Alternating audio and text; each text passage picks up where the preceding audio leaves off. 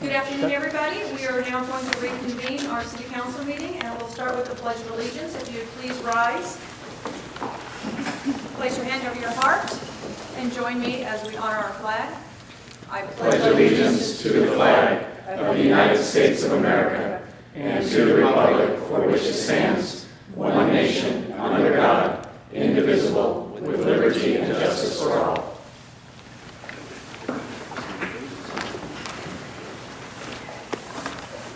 At this time, we'll move on to public comment on matters not on the agenda. If you'd like to have an opportunity to speak, please fill out an orange form that's located in the back and provide it to our city clerk. We do have one request to speak, and that's from Robert Cox. Robert, come on up. Good afternoon, Mayor and council members. I'm sure all of you have my correspondence at this time, but I wanted to come and meet you, say my goodbyes in person. It's been an exceeding honor and privilege to serve on the Mosquito Victor Board. A couple of words on the representative. It's someone who needs to understand the concept of a district rather than the small has to be large. We've worked very hard to bring this district back up into a well-run, very respected organization. I think we've accomplished it. So we need someone to step in and participate. I wanted to say that it's been a pleasure. I'm very thankful for your support over the years. And both my wife and I have had a great time serving the city of La Quinta. So it's time to move on with ours and our grandkids. Well, and on behalf of the City Council, and you're welcome to share comments, we do want to thank you for the service that you've provided.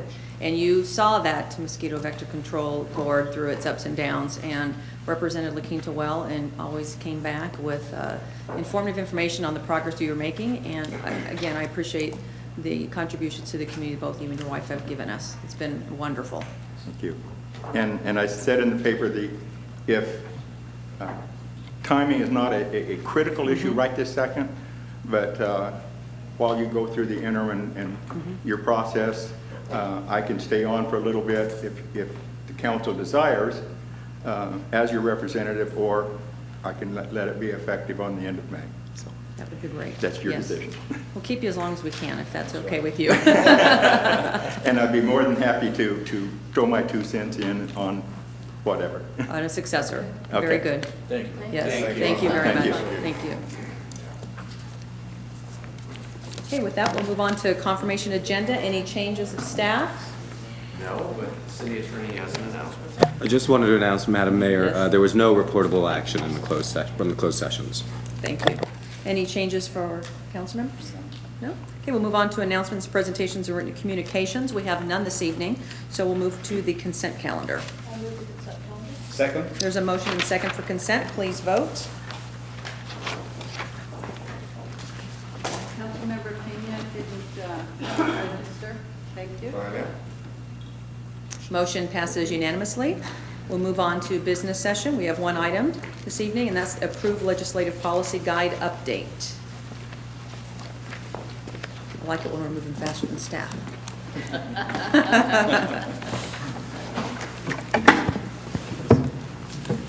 Staff report anytime. Thank you, Mayor and Thank you. Council.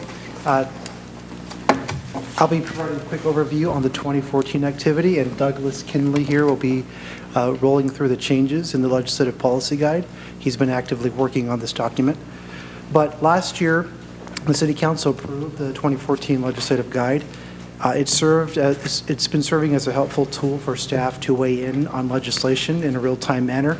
Prior to this guide, every time a request would come in, we would need to place it on the agenda, have the council act on it, and staff would follow up accordingly. What that does, though, oftentimes there's a very short window to weigh in on legislation, and when we followed that process, the time had often elapsed before the city's voice was heard. So this tool has allowed us to weigh in on a real-time basis.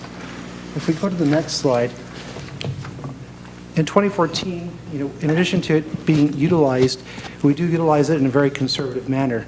So here's a sampling of the types of bills that we weighed in on. You'll see they range from opposing legislation like SB 7. It was ultimately signed into law, but it's bills that either reduce our local control or reduce our ability to contract for service. In addition to that, we supported legislation that was pro-economic development, that would not impose additional requirements on retailers. And also the biggest focus was legislation that would assist and clarify post-redevelopment matters, namely AB 2493. So we do rely on resources like the league, et cetera, but these are city positions. And the big distinction is, like AB 2493, we work extensively with the coalition of cities to move that forward, and so the league also supported it ultimately. But that's my 2014 recap, and now I'm going to turn it over to Doug. Good evening, Mayor and Council. As we were going through the process of amending the 2014 guide to make it current for the 2015 year, we had to reflect on what was useful and what should be kept and what may potentially either need to be added or changed. Our guiding principles that saw us through last year were very successful, but with new legislation coming forward, such as the drought and other environmental issues, it would be important to propose an additional guiding principle, encourage preservation of the environment. So that'll be on there as well as a change. As well as a review of 2015 so far and what we're going to see as the month goes on here. The redevelopment agency dissolution is still at the forefront of most important matters. Again, the environment such as the drought, and we're anticipating a lot of legislation to come forth from that. That will be something that we're going to be looking at, as well as a new transportation package that's coming forward this year that's looking to essentially raise, I think it's about $3 billion in funding every year for the next 5 years to promote the preservation of our local roadways. Added into the guide is also a calendar for the public's review, as well as to emphasize the importance of how timely legislation is.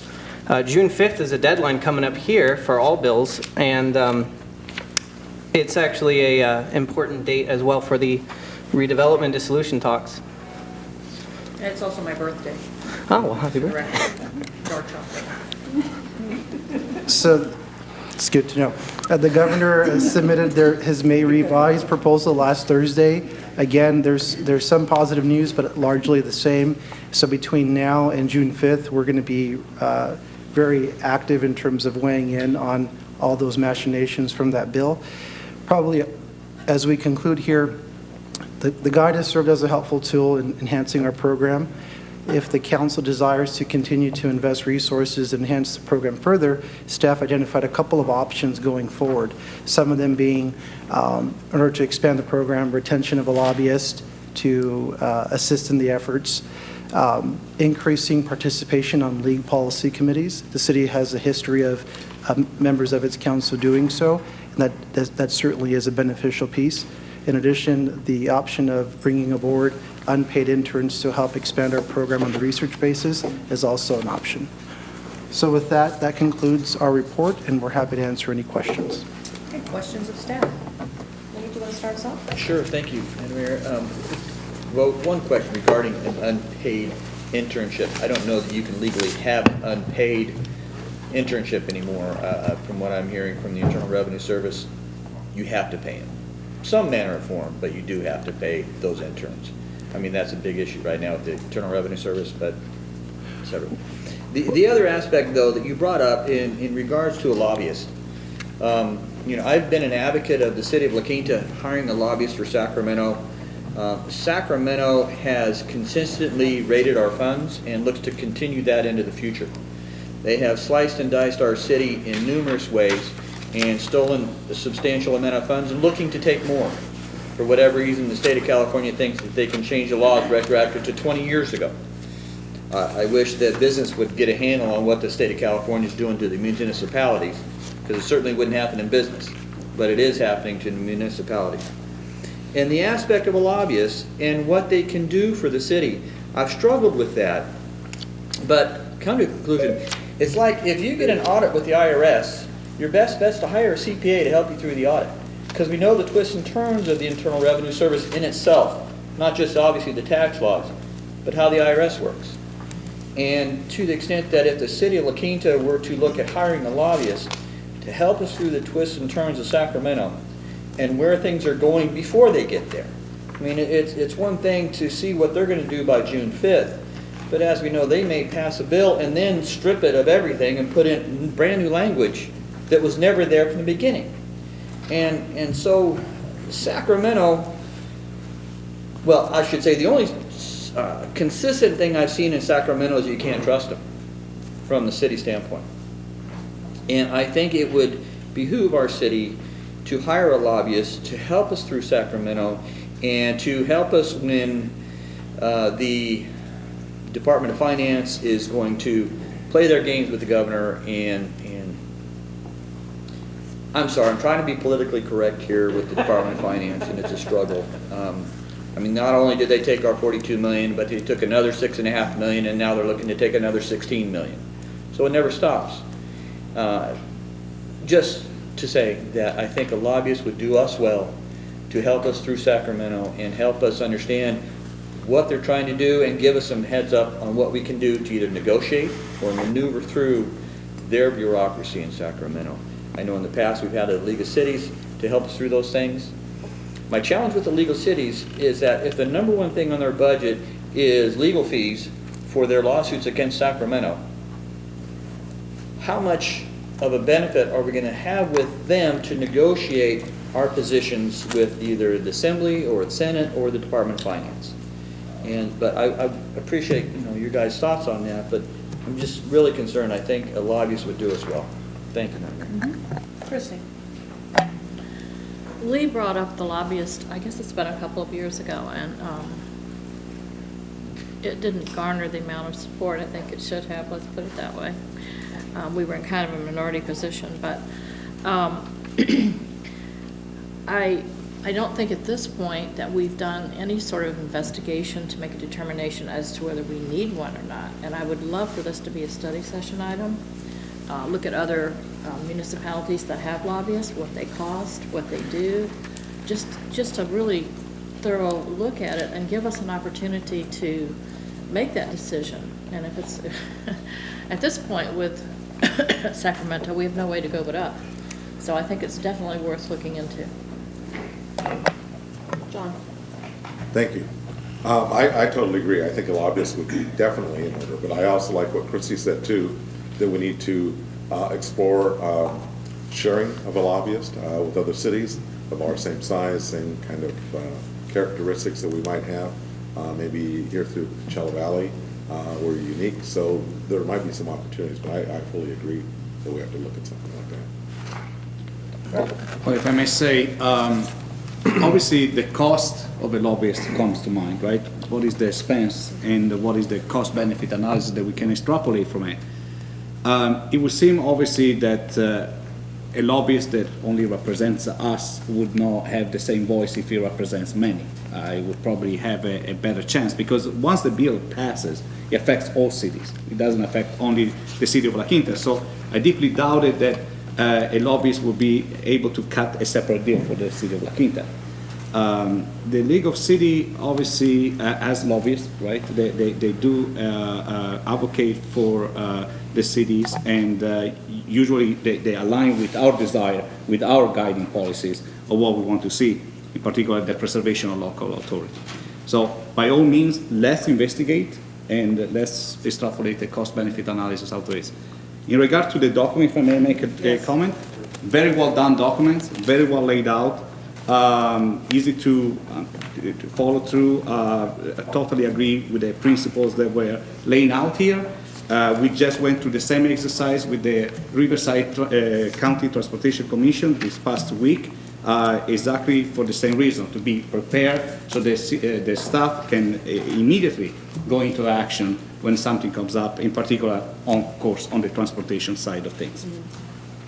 Thank you. Agreed. I was one that when this first came to us a year ago, I questioned the control that staff would have in terms of us not knowing exactly what letters were going out. And being in a different role now, I recognize also that because of the guiding principles we've set before staff, it's easy to get that letter going, understand where the league's position is on this, consult with our sister cities if need be, and have real-time action. So I commend staff on being able to execute on this document as it was designed. So, and the fact that you're adding the preservation of the environment, I think is totally appropriate and makes perfect sense. As far as lobbyists, I look at the cost factor first and the need. There's several cities that have lobbyists that they're paying for, and it didn't do them any good when it comes to what the governor is doing right now in the state of California, especially with RDA. So I know through our Rattan and Tucker contract, they have resources available to us should we need them. Granted, we're contracting for legal services, but I think that group has played a big role, at least going through the RDA dissolution, on having that real-time knowledge. And I think that we have to look at ourselves as well to do a better job of getting more involved in the league. I think that we had the luxury of having Terry Henderson so involved in reporting back on so many issues that she lived and breathed that along with her role here. And that's a gap right now. I think each of us obviously are going to meetings as we can, but to play a bigger role would help us in understanding what those issues are. And paid or not, I always like the perspective of having extra set of hands like Doug started, and recognizing that if there's special projects that we don't always have time to attend to that are important, that helps fill that complement of services here, then I definitely would utilize them because they're hungry, they have the time to read and do things and get projects. So, I mean, I like the recommendations. I would like to further explore, because I'd do it on a project basis, not to have a paid lobbyist on a full-time basis. Yes, it's just, I don't see the need of it right now, based on our ability as one small city to fight a bigger cause. Yes. Thank you, if I can. You know, in discussion with other cities here in the valley that do have lobbyists, it fared very well for them. In negotiation with the Department of Finance, it worked very well for some cities and with the lobbyists that had the interconnections to be able to negotiate a better deal. So it has helped some, but again, the cost benefit of, you know, what do we look to save? But I don't know that, you know, and I appreciate just a study session, Sure. really find out what it Yeah. can do, and obviously the cost to do so. Right, okay. With that, the matters before the council, this is a business session item. Okay, just one quick minute. I want to compliment you on the report. It was really, really beautifully done. As Robert said, very easy to read, and it's definitely something that we need to stay on top of the game. And I also want to say, Doug, you did a fabulous job of Thank you very reporting. much. Very, very good, very Appreciate impressive. And with that, Madam Mayor, I'd like to, Just some comments on the policies, maybe a couple of words that we might want to add. And especially under preserving local authority, not only do we want to preserve local authority, I think we want to enhance local authority too, so if there's anything that can enhance what we do. What page are you on? He's on Page 108. 106. 106. Glasses. Yeah, 106. Right here. And under public policy, I think that we need to talk about public safety, because it's not only law enforcement, but fire services as well too, that we want to have. And then under preservation of the environment, I just put in conservation rather than water consumption. I think we ought to conserve. I said the same thing to Chris yesterday. Yeah, we ought to conserve across the board on whatever it can be, whether it's water or gas or anything else that we want to use as conservation would be, I think, a good word. Yeah. If you're good with it, consider it done. All right, we'll go back to the motion. and with that, I would like to move to adopt the staff recommendation. Second. There's a motion and a second to approve the legislative policy guide update. Please vote. Motion passes unanimously. Thank you very much. Okay, we'll move on to our study session. We have 3 items this evening. The first, are we doing these in reverse order? I see Tustin coming up, or is it just prepping? All right, we'll move on. We'll just go to number 1, review of police services and crime trends report. Who will be joining? If I could ask Byron, Assistant Chief Walton, and Chief Schaus to join me.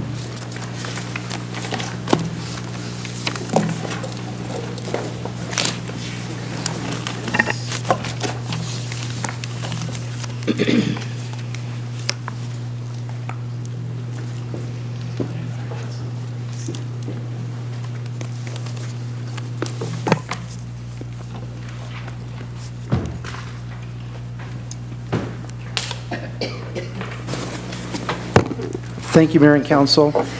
This is a study session item to talk about the police services study.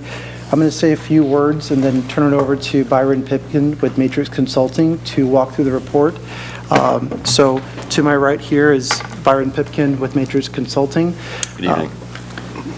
To my left here, you're very familiar with these two gentlemen, Chief Andrew Schaus, Captain Schaus, and Assistant Chief Dave Walton, our dedicated lieutenant. So, in January 2013, the city initiated a review of its service levels and looked at a variety of options. That review ultimately resulted in the reduction in its workforce and a reorganization of city departments. All city departments with the exception of public safety. So, public safety because of the priority and because of the cost factor. So, as we've progressed, this is just the next item in the series of creating more efficiencies and bringing the rest of our partners into the new business model. A quick note is, while we've initiated this study, the fire department has also begun a review of their own fire allocation study across the county.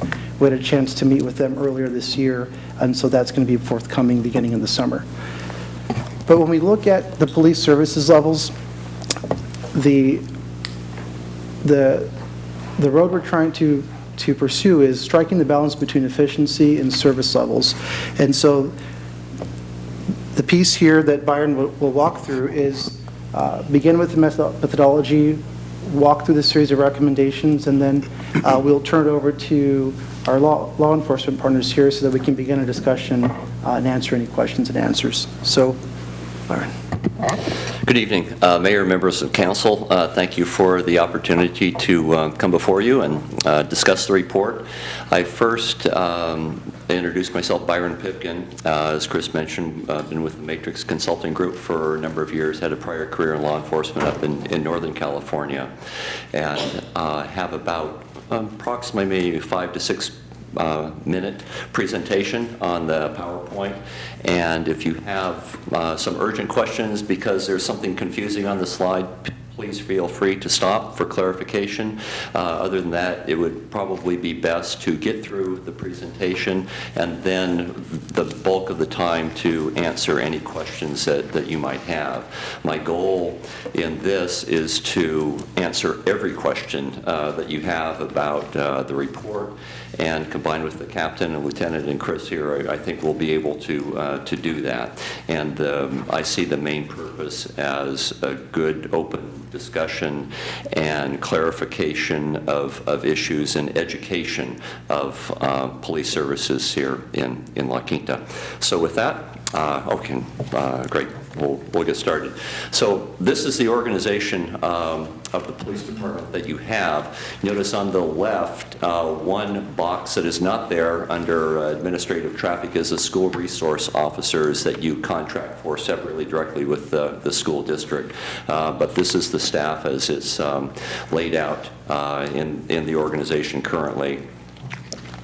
So the scope of work that we were contracted to do was to thoroughly document services that are being provided, examine the deployment, resource allocation, look at cost and benefit analysis between the services that are being provided and the value to the city, and look at ways to improve those services along the way, either effectiveness, higher quality, different variations of options for it, and in this process to also involve the community as much as possible with obtaining input and their view of the services that are currently being provided and ideas for the future. So very succinct summary here with the captain, lieutenant, the function as managers in the organization, 30.7 patrol officers, and that is a function of the 150 hours a day that you currently contract for, the 4 civilian CSOs that are working in patrol, as well as 2 that are in crime prevention. You have 4 motor officers. It's listed 2 SROs here, it's actually 3 SROs, and then a special enforcement team with the sergeant and 5 officers. Additionally, the 2 business district officers are part of the set team, but have primarily different functions that are doing, but can be used as a group at any time as necessary. Then the 2 task force officers. In addition, the supporting services that are in the background are emergency communications and dispatching, which is obviously used primarily by patrol and anybody else that is out in the field and talks on the radio. Investigative services that are housed at the thermal station. You have access to the lieutenant, sergeants, and 12 detectives, as well as specialized investigators. If there is a more serious crime that occurs in the city, there are people that the lieutenant and captain can call in that would back up the current people that are here locally, as well as forensic services. I know most of you were out at the tour earlier this year and saw the layout and the options in the property room and all of the facilities that are there, and it's a very impressive operation. As well as training for officers coming in, basic academy and service training, administrative services that keep everything functioning with payroll and the property evidence, recruiting, things like that. So one of the aspects was to look at the crime trends in La Quinta. Through the data supplied by the Sheriff's Office, looked at the last 10 years of data, ending with calendar year 2013. And so overall, the major violent crime, we call the Part 1 crimes in La Quinta, is low. The only area that is a little bit higher than, or has increased, is robberies over the last 10 years. We looked at 2 5-year periods, the first 5 years and the second 5 years, and that's what that overall 9% decrease is for overall violent crime that has occurred in La Quinta, as well as for the property crime figures that you see there as well, a decrease of almost 16%. And La Quinta has high clearance rates of clearing all the crimes that are reported either by patrol officers at the scene if they happen to make an arrest, or later by detectives in conducting a follow-up investigation. So switching now to patrol operations and handling of the calls for service that are the citizens report. We call it community-generated calls for service. Someone is calling to report a speeding vehicle, report an abandoned vehicle, report a domestic disturbance, a shooting, a burglary, whatever it is. These are the calls, a total of almost 18,000 in calendar year 2014, or about 50 per day. And you can see the graph there of where the busiest hours of the day and the slowest hours of the day are. And this is fairly typical pattern that we see in other law enforcement studies that we do. Obviously, when people are sleeping, midnight to 6 a.m. roughly, the volume of calls for service goes down. And when people are awake and wake up in the morning and notice things that have occurred during the night maybe, or they're just out and about, or traffic accidents, that's when those are occurring. The response times to your high priority calls for service that the department provides is very good. An average travel time of just over 4 minutes to the high priority calls, and I was specifically looking at the priority 1A calls that are there. I know in the annual report that the Sheriff's Office puts out, they combine the priority 1, which are only 20 or 30 a year, with the priority 1A, and those are the most serious types of calls. Some of them they respond to red lights and siren. The bulk of these are probably traffic accidents and maybe an in-progress robbery, although there aren't that many. So very good travel time. The overall average response time is 5 minutes, another very good time. And then shifting gears into availability of your patrol officers, and we're not talking about the motor units or the set team, just the beat officers that are working the streets, that are providing that 150 hours a day. And the far column on the right, you see the overall committed time is 42%. And this is for calendar year 2014, an average of that year, and then an average proactive time of 58%. So one concept is very important to understand is that the committed time is made up of the response to the calls for service, which include their travel time and the time that they spend on scene, as well as time that is dedicated to writing reports and time for booking prisoners. So those are the three items that are in that committed line. And the proactive time is everything else. So it includes their time in briefing. It includes time that they might have to gas the car or go to the car wash or come back to the station to get another report. Administrative time, their sergeant wants to meet with them. So as well as the time that they are out driving around, making traffic stops, driving through the neighborhood, getting out of the car, walking, all of that is included in that time. So it's important that you, proactive, 58% might seem like a lot, but you have to understand that it is, it includes those components as well. It's also important to point out that this is based on the CAD data obtained from the Sheriff's Department. It's not 100% accurate. It never will be 100% accurate. So it is important to factor in an additional 5%, 10% to that committed time, I think is a reasonable estimate. So in reality, we're saying that, you know, their committed time is really probably closer to 47% to 50+%. If the study is done or the evaluation is done next year, the data might be a little bit better. And it might be better a third year or a fourth year just based on history. Anytime you do something for a couple of years, it helps. So wanted to get to that, and happy to take your questions on that when we get into the report.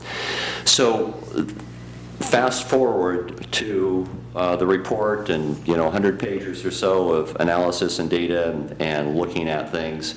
These is a quick summary of some of the items that are in the report that, in my opinion, kind of rise to the top. So the patrol officers' proactive incidents were fairly low in 2014, just based on available time. Again, we're not talking about the motor units and their proactive traffic stops. And also looking at the time that is available, I believe needs more proactive management by sergeants in the field to ensure that when they do have time available, that it's being used well. And that goes along right with the third bullet point there with availability of crime analysis. There is a crime analyst there, and the person does put out good data, and they do use it. I'm just talking about an integration of the package going forward. And then the last item was there is cost sharing of the investigations unit. Currently, La Quinta generated about 21% of the cases. 181 cases required were assigned to detectives last year, but is currently paying for 54% of the detectives that are in the unit of the 12 detectives. So recommendations. And going forward, La Quinta is my recommendation. I think a 45% proactive time target is a reasonable target for the city that would give you a good balance of availability of officers to respond to calls for service in a fairly rapid time, similar to what they are now, and also provide a sufficient level of proactive time for them to be doing out different tasks and proactive policing and working the neighborhoods and projects and things like that. And the second bullet point goes along with that, and I alluded to it before with using the proactive time at the highest level with managing that in the field. And another item would be for the city to work with the Sheriff's Office on the idea of having a stable patrol workforce here of, let's say, roughly 50% of the people. So if people want to work in La Quinta, that somewhere 80 to 90% of the time. If they're working, they would be assigned to La Quinta. And I know currently the sheriff's office does make attempts to do that. It's not, they haven't considered it or haven't even thought about it, but I'm just drawing attention to a focus there. And then also a recommendation to reduce the daily patrol staffing from the current 150 hours to 140 hours as a step towards the 45% proactive goal we talked about. So currently 150 hours resulted in last year a 58% proactive time level, which is 13 points, not 13%, but 13 points above the 45% level. And then the chart there shows that what it would result if it was reduced to 140 hours, which is only a 3-point reduction from 58% to 55%, and likely going to 130, as you saw in the report, would be another 3-point reduction. Recommending that CSOs primarily work during the daytime and relatively early evening hours, essentially ending their tasks at 10 p.m. And that, we already discussed this a little bit, to work with the Sheriff's Office to revise the methodology for allocating costs for detectives at the thermal station. And if possible, ultimately my opinion is you need approximately 3 detectives to work the La Quinta cases, not approximately the 6.5 that in this current year's budget. So overall, the city's contracting for a high level of police services, and I think receiving a high level of police services to the community. Calls for service, follow-up investigations, traffic enforcement, crime analysis. It's a complete package. And that's the end of my report. A quick summary of that, and be happy to open it up, Mayor, to questions or however you want to proceed. Just before we go to all questions, is anybody providing just a brief summary on the resident survey results for the purposes of the people here in the audience? It is not in the PowerPoint presentation. It's in the appendix for the Right. for the report. Would you like to verbalize a summary? Yeah. Overall, we did 2 aspects. There was a survey, online survey conducted that was open to all residents, publicized by the city. About 530, I believe, residents participated in that and provided responses. Additionally, we conducted 3 focus groups here at City Hall. About 28 people came to those groups. Overall, feedback was that residents were generally happy with the services that are being provided. There are some specific incidents of people felt that treatment of them on individual interactions could have been better, could have had a situation or incident that they might have inquired about in their neighborhood explained better to them. And those were anecdotal stories from the people that attended focus group meetings, and that they would like to see more police officers visible in the city, and felt that there was not enough visibility of marked police units as they went around their normal course of business or they were in their neighborhood, and they would like to see more of that. And so that's a real quick summary. Thank you. Let's move to questions for Byron first. Any questions on this start? Excuse me. You mentioned, and you had in parentheses, proactive incidents. Would you define that for me? I'm sorry, proactive incidents? Proactive time is used, is time that is available for a beat officer. They'll make traffic stops, they'll write parking tickets, get out of their car, walk through the downtown area, walk through the park. It is those activities that there might be a particular burglary problem that is in a neighborhood, that through crime analysis and when they have time available to patrol an area, frequent patrol of an area, proactive patrol. So all of those tasks are involved in proactive policing and are specific proactive incidents. Okay, thank you. Other questions, Brian? No? Yes, please. Thank you, Madam Mayor. At first, I think you did a great report. I mean, there is a lot of information in this report, and I appreciate the work you put into this. Great, thank you. It's very in-depth, and I appreciate what you've got here.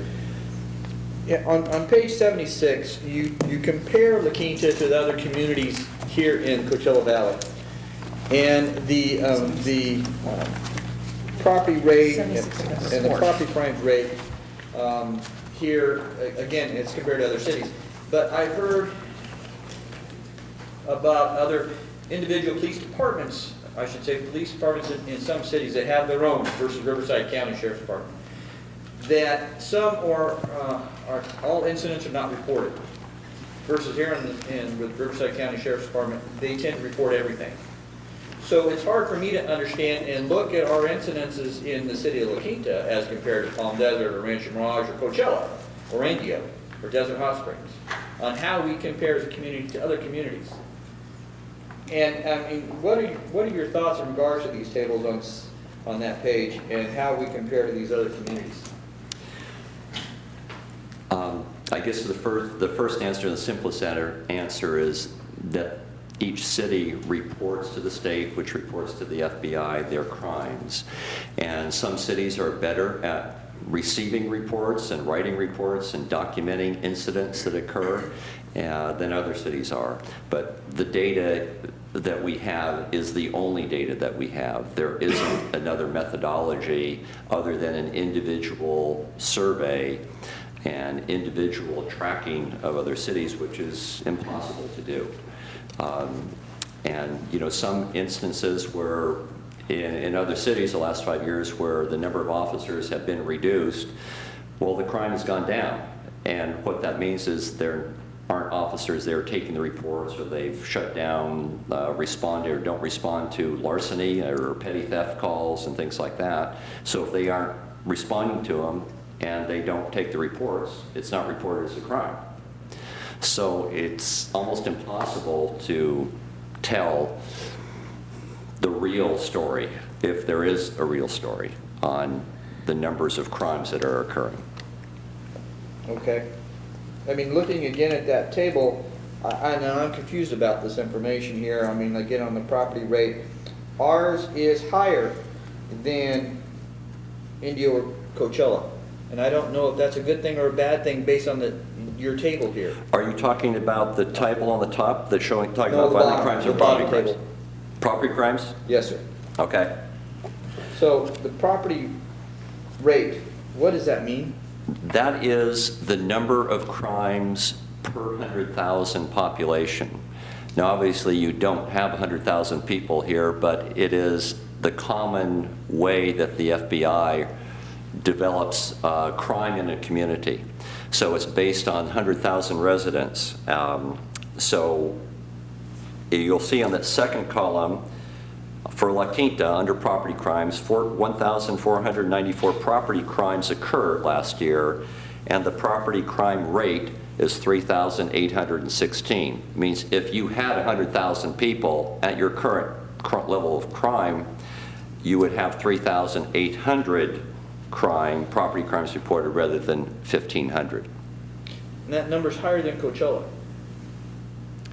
Yes. So is that saying we've got more of these crimes in the city of Coachella? You have a higher crime rate. So Coachella's property crime rate is 3,100 crimes per 100,000. Yours is 3,800 crimes per 100,000. And all of you know the community in the area better than I do, and that it's possible that this could be an instance that you're referring to if crimes are not being reported, even though they're served by the sheriff's department, then there is a lower crime rate for property crimes. But if you look at that table above there, when you're talking about violent crimes, they're at a crime rate of 272 versus our 174. They're spending more of their time on the violent crimes than on property crimes and/or reporting them as such, perhaps. Okay, thank you. Thank you. Again, there's a lot of information here, and some of it I'd a challenge to quite understand what you're talking about. Okay, again, great report. I don't necessarily agree with all your assumptions, but again, a great report, and thank you very much. And some of this I'll ask, the chief on some of these questions, if I can. Sure. One of the issues you bring up is the Knox box issue. That the fire department can get into any gated community via the Knox box, but yet the sheriff's department or police department has a challenge doing the same. What can we do about this issue? I mean, is that a real problem that you guys are delayed in getting into the gated communities because of access? Captain Shells, please. Please. Well, I think the Knox box issue is an issue. The sheriff's department is allocated a certain number of keys, and the Knox box system is a system where gates, public safety, law enforcement, and fire can open a gate to a gated community or an apartment complex, and using a common key that's only issued to the fire department or the sheriff's department, open the gate. We've had a challenge in obtaining keys for 100% of our officers. Our officers do have keys, our sergeants have keys, but sometimes, on occasion, an officer won't have a key, will be dispatched to a community that is gated, and we'll have to call another officer over to access the area. So it is a challenge. I know that I think the fire department is looking at some other technology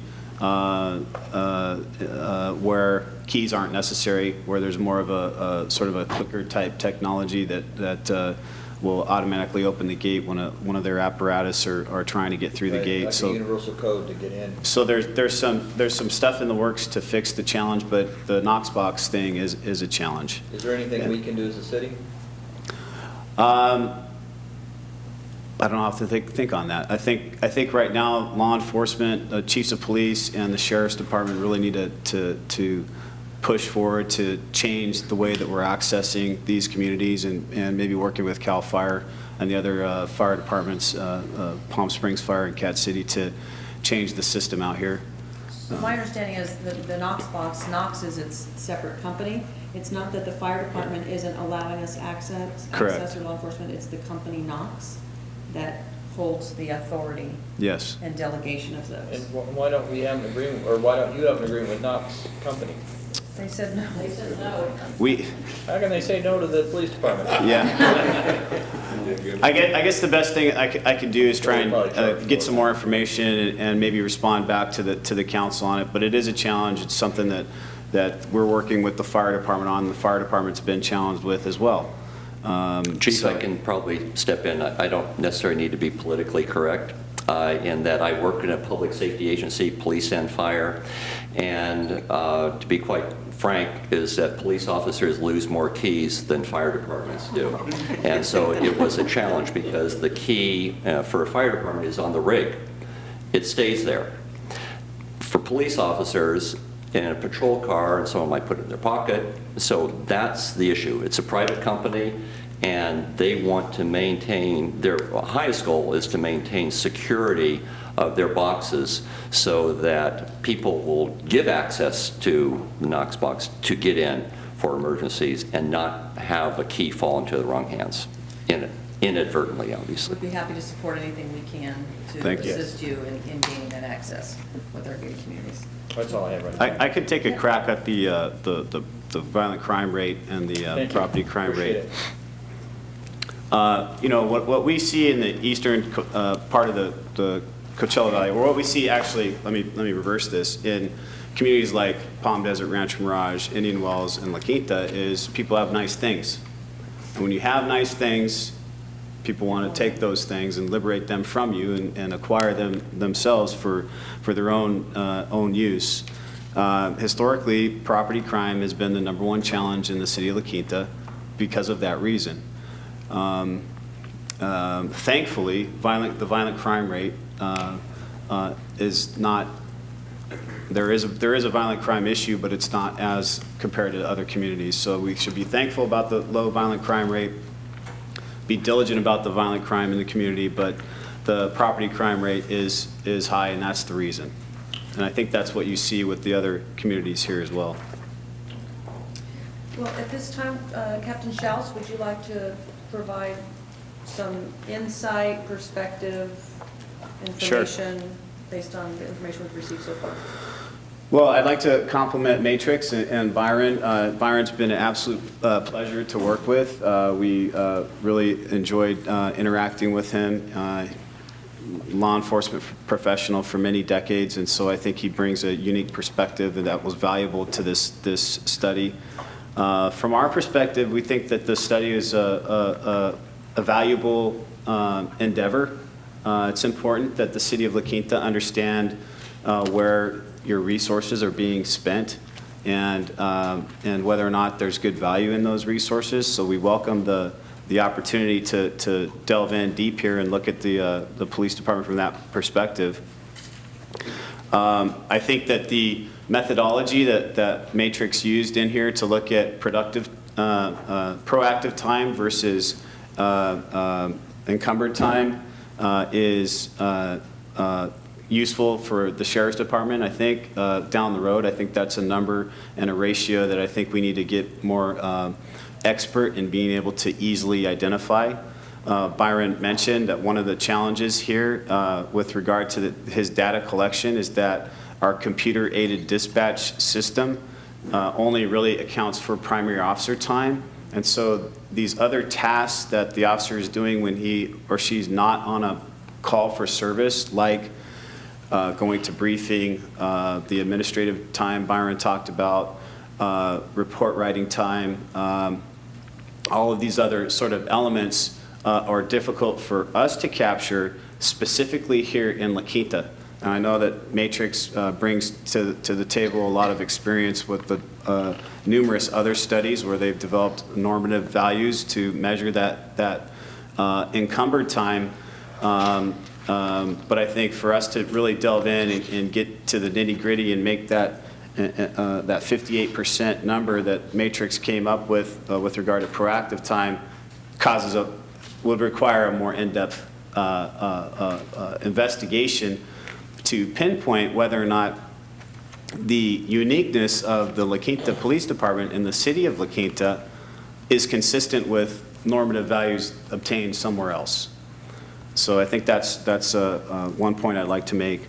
The community survey was very, very enlightening. We were glad that Matrix agreed to ask folks whether or not they were living in a gated community versus a non-gated community versus the Cove. And I think you saw some different perspectives that were enlightening. And we plan on using that data and the information to hopefully improve our community outreach effort and our ability to engage more positively with folks in the community. Certainly, we're not going to make everybody happy, and not every interaction with the police department's a positive one, as you all can guess, but I thought that was very helpful.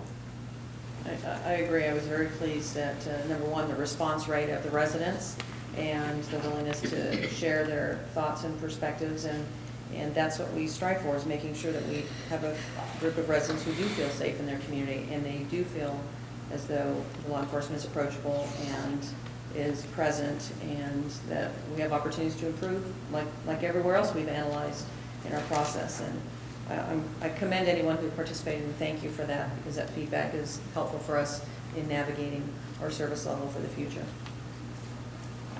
Robert? Yes. Just one comment about the surveys. I mean, I really believe you've done a great job in laying out the qualitative data and the quantitative data and presenting in a way that the two, they support each other, right? What we have in front of us and the service the citizens are receiving. A quick question in regard to the CAD data. There's no such a thing like perfect CAD data, right? You've never seen it in your career, right? That's correct. Okay. So when we talk about estimating, right, it is a little bit of an art and a science, right? You look at trends and, you come up with your own formula, correct? For the CAD data, as the chief alluded to, the data for the first officer is solid data from the CAD system, and it's reliable. I mean, sometimes the timestamps might be entered a little bit after the officer arrived, but it's reasonable. An error rate of 5 to 10%, and that's probably what the best you can hope for. What is missing is the second officer data.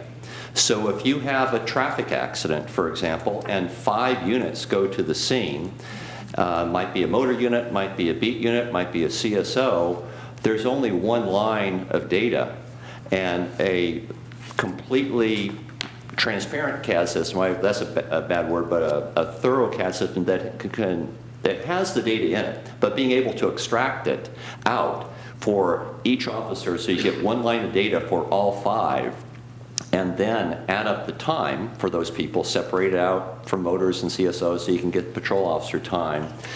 That's what is not in the RCSO CAD data. It's only that one line. So that's where these normative values come in. The company I work for has probably been involved in 250 police studies across the United States and a couple in Canada. And I've personally been involved in about 45 to 50. And the normative value that we use, we would say there's 1.5 officers per call for service. So that's the normative value, is that you know there's one. How many others? You don't get a second officer typically for an abandoned vehicle or for a cold auto burglary, but you would get 3 or 4 if it's a fight in progress or a traffic accident and things like that. So an average for all the calls in a year I used is 1.5 officers per call. The range that we've seen in all but 1 or 2 studies is 1.4 to 1.6. So the middle took 1.5. So it gets you into the ballpark. It's not exact data for La Quinta. La Quinta could have a higher rate. It would be unusual, but they could have a higher rate. The backup officers also could spend more time on those incidents. I gave them credit for 75% of the primary officer's time. Again, it's a value, it gets you into the ballpark. It's not exactly specific to La Quinta. Thank you for your comment. It puts really everything into context of the report, in particular on that CAD data piece. Thank you. Any other questions? Any closing remarks from any of you all? This is a study session, so this is really an exchange of information, and it's just, I think, a testament to thank you, Byron, on our behalf for providing a comprehensive report and for the cooperation. I think this is just indicative of how we're all trying to work better together to understand the services at hand and what we need to do going forward for the residents to make sure they're safe and our services are efficient and managed correctly. You have some comments? Go ahead, Chief. I'm sorry. I'd just like to say it's the city council, the mayor, the city manager, and staff have been nothing but very, very supportive, and throughout this process with the Sheriff's Department, we appreciate the support, and we appreciate the valuable endeavor that's gone on here. And we look forward to working with the city council and the city manager with regard to these recommendations down the road. Thank you. And just one last, I'm sorry, Mr. City Manager. It's been a good project for me to work on too. Open, transparent staff here with the city and with the Sheriff's Department. So it made the project go very well. Great. Before you all get into closing comments, I just wanted to provide a little context. I know a lot of things that we do up here, we have the beginning and the conclusion. And the difference with this is that this is now an ongoing process. There are some recommendations that we will perhaps bring forward for consideration as we get into further discussions about our budget. But what we're looking at here is not the immediate gratification of, okay, here's the next thing and it's done. We're going to be working with the Sheriff's Department to look at how we use this to learn and enhance what we're doing for the residents of La Quinta. So I just wanted to say that because many times you take a vote and the project's approved or this is denied and that's not the purpose of this. We have data that we can now figure out how to use to the benefit of the Sheriff's Department, citizens of La Quinta, and to this city. Thank you. I just wanted to in looking at the study on our citizens, and then relay an experience I had in San Diego last year. While I was in San Diego, there was a cancer run throughout the coastline, from Ocean Beach up to La Jolla. And it was fantastic to see the police department engaged in this whole process. They had number stops throughout the whole run, walk, bicycle for the cancer walk. And to see the police department engaged in this, they're clapping, and they're just really a strong part of the community to raise the excitement on what was going on. And I'd never seen that before from a police department, to be such a positive atmosphere with everybody in celebrating what's going on for that cancer walk. And looking at the studies here, I would just ask that the department be a more positive aspect of communication with the citizens. I love what you're doing right now with the coffee with the cop, and that type of communication. I think it builds a very positive atmosphere with the police department. And I hope we can continue that type of communication with the community to create a more positive interchange with the community. So they're very approachable and happy to talk with your officers at any point in time. Obviously, there are going to be challenges at some point when crimes are happening and you guys got to get in there.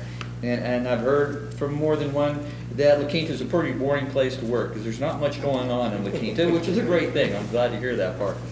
But to continue the communication with the community and really increase that positive interaction with the community. Lee, or John? If I can just piggyback on that, because I was going to mention Coffee with a Cop, and I think Lieutenant Walton's doing a terrific job in engaging the community, engaging the Chamber of Commerce. So I think they are changing kind of that attitude, engaging the community. I know that when I talk to people now too, officers are approachable. They're starting to get to know the community. So in that light, I think it's really great. You know, this is all about efficiency and service delivery. So I want to make sure that, you know, we're getting the best bang for our buck, and I think we are. And it's changing. This is the first time we've undertaken this study as a city council. So I want to commend the staff and our consultant, and hopefully it's the beginning of a dialogue, as Frank said, between the city and the police department and its residents. So I'm looking forward to it. Christie? I want to say that this report was very educational, just in terms of definition of words like proactive time and so forth and so on. And it was a very comprehensive report. There was some repetition in the report, which is good, because that's how you remember and retain things. But it was very well written, and just I want to commend you for that. And I think Thank it was, for us, money well spent. And given that this is the first time that we have taken anything like this on, I'm very pleased with how everything went, and it really gives me an opportunity to ask some semi-intelligent questions now that I know a little bit more about what's going on. So I appreciate that, and I appreciate your cooperation. I'm very happy with how it turned out. And if I may say on that line, I have to say that this city council, of all of the projects I worked on, has probably been the most interested in the final product, in looking at it and seeing how it impacts your city and going through it. So I would also kind of tip my hat to you on that end, because people spend money for a study, then oftentimes it sits on a shelf and there isn't that much benefit from it. But it really is intended to be primarily an educational process, and as the city manager mentioned, a step going forward to, you know, continue the conversation. And I can assure you we are being consuming the report, and quite educational, as always already been said.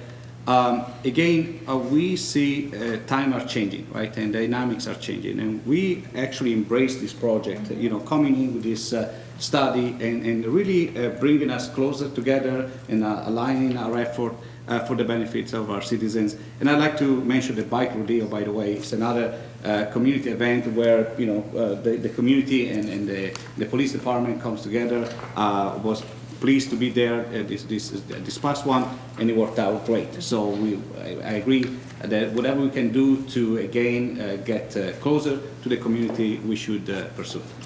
Thank you again for the study. Yeah, and I would just add, I think one of the things that came out in the survey was the, maybe not a clear understanding of the crime prevention unit and/or how we communicate the effectiveness of crime prevention. And in the recap, the crime prevention discusses all of the things we're talking about from a community standpoint in terms of all of the events, the tip a cop, bike rodeo, the picnic, the coffee with a cop, the toy drive they do, the safety fairs, things at the Boys and Girls Club, the farmers market, neighborhood watch. They're on Facebook. If you haven't liked the La Quinta Police Department, please do, because that's when you find out what's going on, and they'll say that they got the bad guy or they arrested the drunk driver. The business district meetings, all of the private security components, that you do a lot in the community, and I think it's just telling that story. And maybe sometimes if they don't see you out there with the education outreach, that may be okay. But you're making an impact, and I guess we can just tout that a little bit more each time that we can, because this was a learning process and again a step, because not only can we help respond to the questions we get, especially going on to our next study session item, which is budget, saying why are we spending $14 million on our sheriff's contract, we can speak to the components and the need and the perception from the community and how efficient the services are based on the package. So it is refreshing that this is just another example of our city redefining local government and taking an innovative step towards better understanding what we're doing for our residents and how we manage that with the dollars at hand, and making sure that it's a safe city, because that still is a priority for all of us. So we thank you all as well. Excited to go into the next phase of discussion. Okay. Thank you. With that, thank you very much, gentlemen. We'll move on to study session item number 2, which is our fiscal year 2015-2016 proposed budget. Let's switch binders.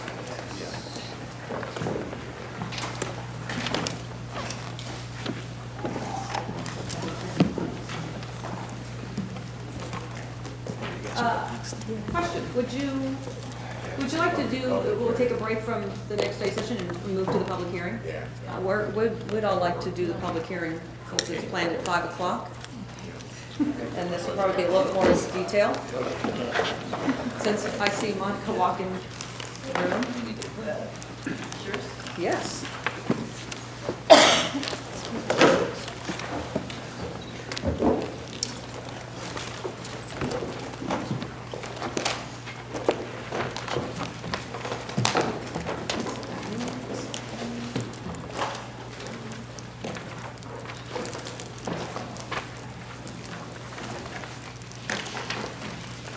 Flexibility is some middle name. Okay, so public hearings. Our public hearing item is to adopt 5 resolutions to approve: 1, a mitigated negative declaration of environmental impact and associated mitigation monitoring program for environmental assessment. Number 2, a general plan amendment. Number 3, specific plan amendment. Number 4, tentative track map. Number 5, site development permit, and introduce an ordinance to change zoning designation from medium-high to low-density residential to allow development of 82 single-family homes on 20.8 acres of land located at the northwest corner of Jefferson and Avenue 52. With that, updated staff report. Your Honor, Council, of all the slides I'm going to do, we're just going to run through this Sure. real quick here. First of all, this matter's been before you twice before. The project area map is represented on the slide that's in front of you. It's located at the northwest corner of Avenue 52 in Jefferson. Just for a little bit of background, in 2004, there was a project approved at Wildmark Villas. There were 50 condominium units. There have been 10 buildings partially constructed, one that you can visibly see as you drive by today, 3-story, 8-plex units.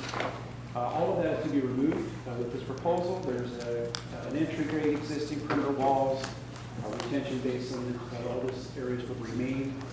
The Planning Commission did previously consider this in December and recommended approval with some architectural changes, primarily with regards to the relationship of the homes to the city.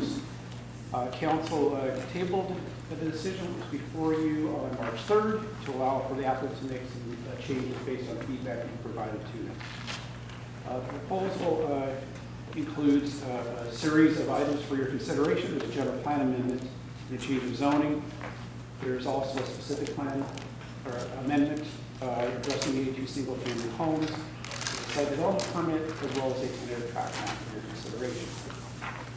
Specific to the changes, the direction given to you that you provided in March to view your homes, the changes represent side yard setbacks. They vary based on the position of the homes with the new configuration. The alley lots have been eliminated that were previously proposed.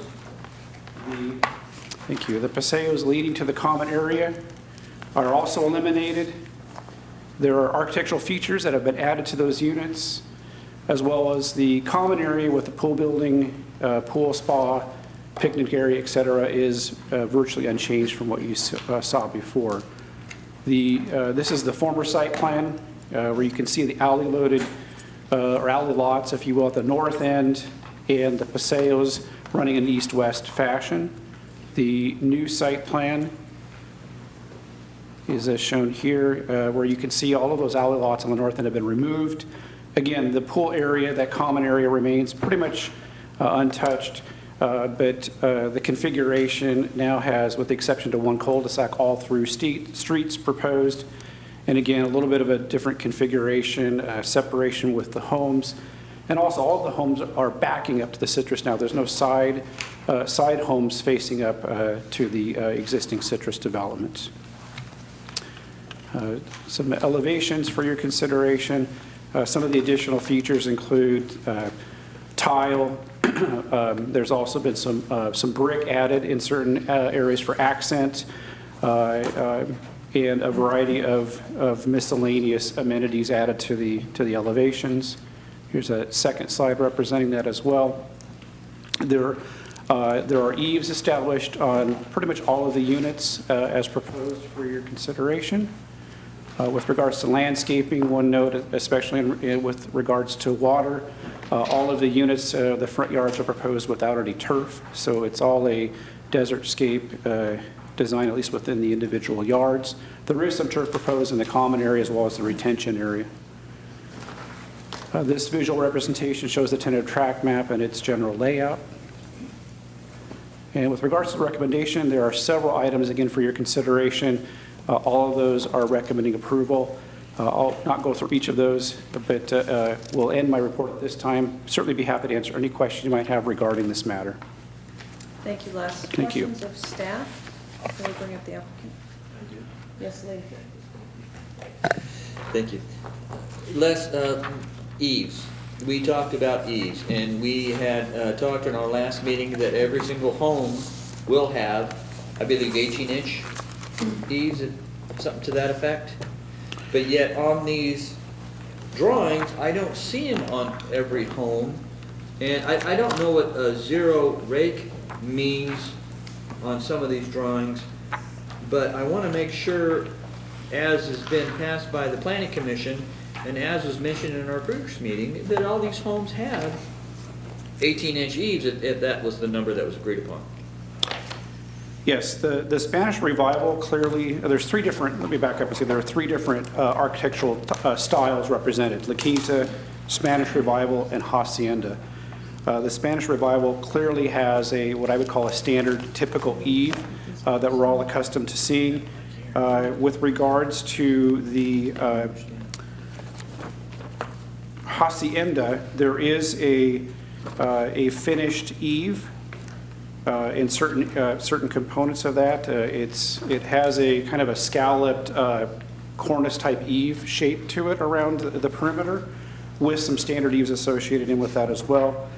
The one of question is the La Quinta model, and with regards to the eave, especially along the sides of the buildings, that would be an item that I would encourage you maybe to ask the applicant about, for them to further explain as to what is the eave width and what are they proposing with that particular unit. But the other two, from our observation at staff level, there's definitely an eave.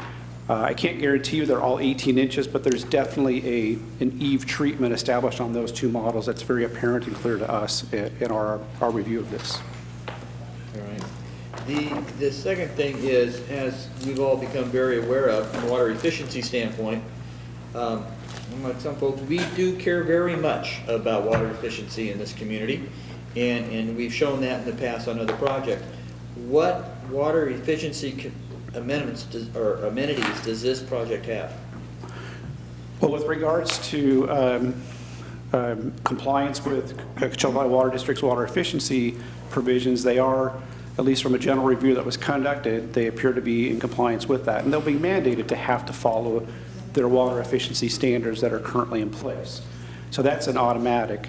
There is turf proposed with this project, though. There, as I mentioned, the common area, the community building, the pool, there are some active areas for people to recreate and utilize.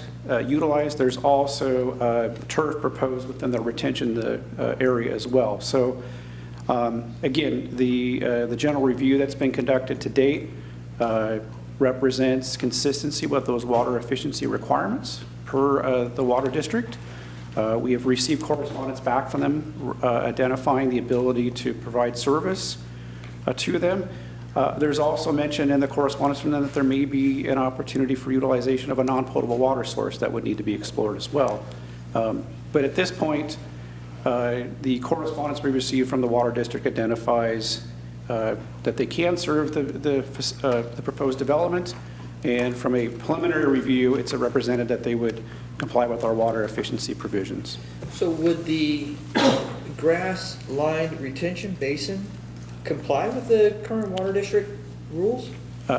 Yes, it would have to comply with it. But by the fact that they're not establishing turf overall throughout the project, meaning the perimeter exterior does not have any turf proposed, the front yards are not representing turf, there's quite a considerable savings as a result of that would likely allow for turf to be used within the basin as well as the common areas. But again, they would have to have a 100% assurance and guarantee as they go through that final formal review with CVWD that they're 100% in compliance with the water efficiency provisions that are in place at the time of that review being conducted. Okay, thank you. That's all the questions. Thank you. Any questions we're going to bring? All right, I'm going to go ahead and open the public hearing, and we'll ask the applicant to come up first.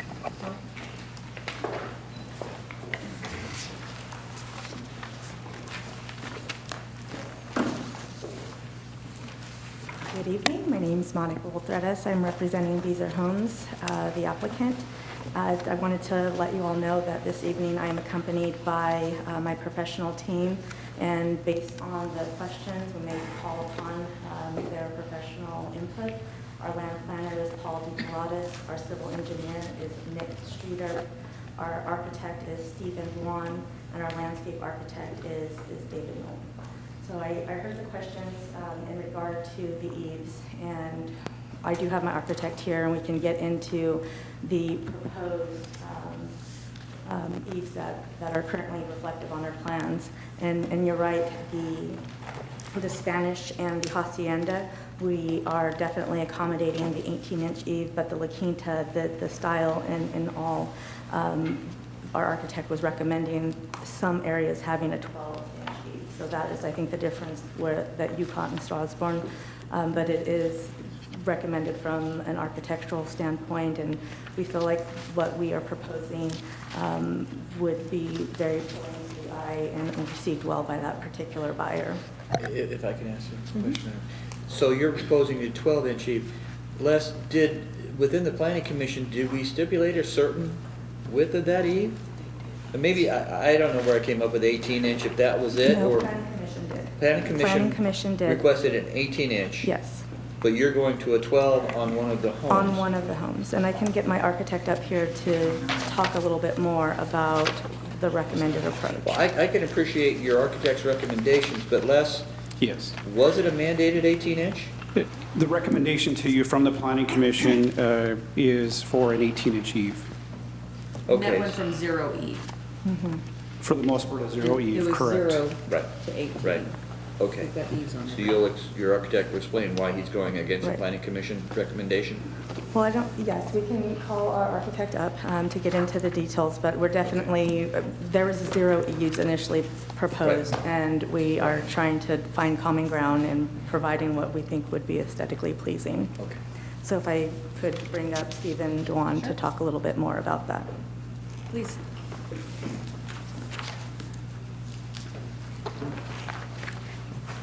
Good evening, members of the council. My name is Stephen Dewan, and I'm from Bassinian Ligoni Architects. And the question has come up about eaves and eave overhangs and such. And we've discussed, we have 3 styles that are represented in the community. They're all based on a Spanish reference, and then they go into a little bit more specifics relative to Hacienda La Quinta or the Spanish revival. But the reason we're showing the 12-inch on the La Quinta style elevation is we're showing a built-up eave. On the other 2 styles, we're showing rafter tails that come out and cover it or go at the eave and 18 inches. But on a build-up, it's the historic precedence for the scope and scale of the size of these homes. And as you're building up out of stucco and foam, 12 inches is a little more responsible for the style than a little bit more true to the style. And that's what we're trying to do here. The other thing we're trying to do overall with the project is create variation amongst the homes. So either through form, material, detail, and that includes the roof detail, we'd like to try to create a little more variety via the size of the eave and the detail of the eave. That's really the basis for what we're trying to accomplish here. Question mark. Just a clarification, you're saying that the 12-inch is because you have a counterpart underneath, right? You have a support. Yeah, it's building right? up the Yes. form of the home then starts working its way up rather than the wall coming to a roof plane. We're building it up with a foam element that's covered in stucco. It's really indicative of historic preference or reference. Okay. Thank you. Okay. Thank you. Thank you. Thank you, Steve. Something? Are there any other questions that you'd like us to address? I apologize for interrupting your presentation. Go ahead with your presentation. Oh, no, that's okay. I basically was trying to respond to some of the inquiries that I heard. But I know that Mr. Johnson reiterated basically what our coordination efforts have been, throughout these past months in regard to eliminating the alley loaded, providing additional parking, everything that we heard, from our encounters, we tried to address, including staggering the front setbacks and varied the side yards. At one point, we had 5-foot side yards, and now our average is about 7-foot side yards. We've been coordinating with Coachella Valley Water District and making sure that we are compliant with what their current mandates are. We're paying very close attention to what the governor is going to be rolling out from a connectivity perspective, in addition to being provided services. And there's a lot of talk out there in regard to pool permits and what have you. So we've been able to have the appropriate conversations and confirm that they will be able to serve us at least for the next 3 years. That's the commitment that we've got from them today. So clarify, so number 1, based on Les's report, we have the standard letter that says that this project meets with their requirements. It's a little bit of a modified standard letter. It does have a commitment actually in the letter for a 3-year commitment, as Monica just mentioned, for service to this project. And there is some additional language that's a little bit unique, and I think that's because of the changes that are currently underway with the drought, calling out with some recommendations for consideration maybe for a non-potable water source. Items that we haven't historically seen were included in this recent letter from CBWD. So they call it their development review letter. And my objective was to get a will serve letter out of them. And they don't issue will serve letters anymore. They issue these development letters. And I think it's the 5th paragraph down within that document. It says we're within their service area. And so they believe that that is their will serve letter, and it identifies a duration as well of 3 years that letter would be in effect. So this is the first project we've had come to La Quinta that has a develop review versus a will serve, and they're only going to commit to providing water to this development for a 3-year period? We don't typically get what's a true will serve letter. That comes later on when they're closer to building permit. Okay. But what we typically get is a letter saying you're within our area and we can provide service. They're starting to obviously modify a little bit of the language within those letters. This is I think one of the first ones I've seen where it actually says a term period of commitment for service of water. So typically it says we have plenty, we can serve both water and sewer, but this one actually has a 3-year commitment associated with that. So that's a matter that Beazer Homes in this instance would have to continue to work with the district on. If for some reason this project didn't go forward and it was extended, then they'd probably have to revisit that matter with CBWD in the future. Well, it's the same as if we approve it. How are you selling homes to homeowners that you can't guarantee they're going to have a water Well, I think it source? was more associated with our water improvement plans being approved within, that period of time, instead of more of providing service. Okay. So let's keep talking about water a little bit then, because we just recently had a development that looks a lot like this, very drought tolerant oriented, without a lot of greenery in the home front, but there's still a large section of retention basin. And some of the perimeter that's along Jefferson and 52, I guess in the spirit of conservation, we might want to take a look at that piece. Maybe Right. as a start, maybe you've already contemplated that, it just didn't reflect in the drawings. Right, actually, our plans do call out for a drip irrigation system. So, that is something that falls along the lines of being compliant with the water district's requirements. I do have my landscape architect here who can get into the details of our proposed system. One clarification I wanted to make is that in the basin area, it's not going to be turf. There will be some landscape, but it's not going to be turf. The turf area is going to be adjacent to the recreation facility. Small section. And it is a smaller section. My landscape architect can get into the numbers, but I believe it's only 3% of our overall landscaped community, that turf area there, and it is on a drip system.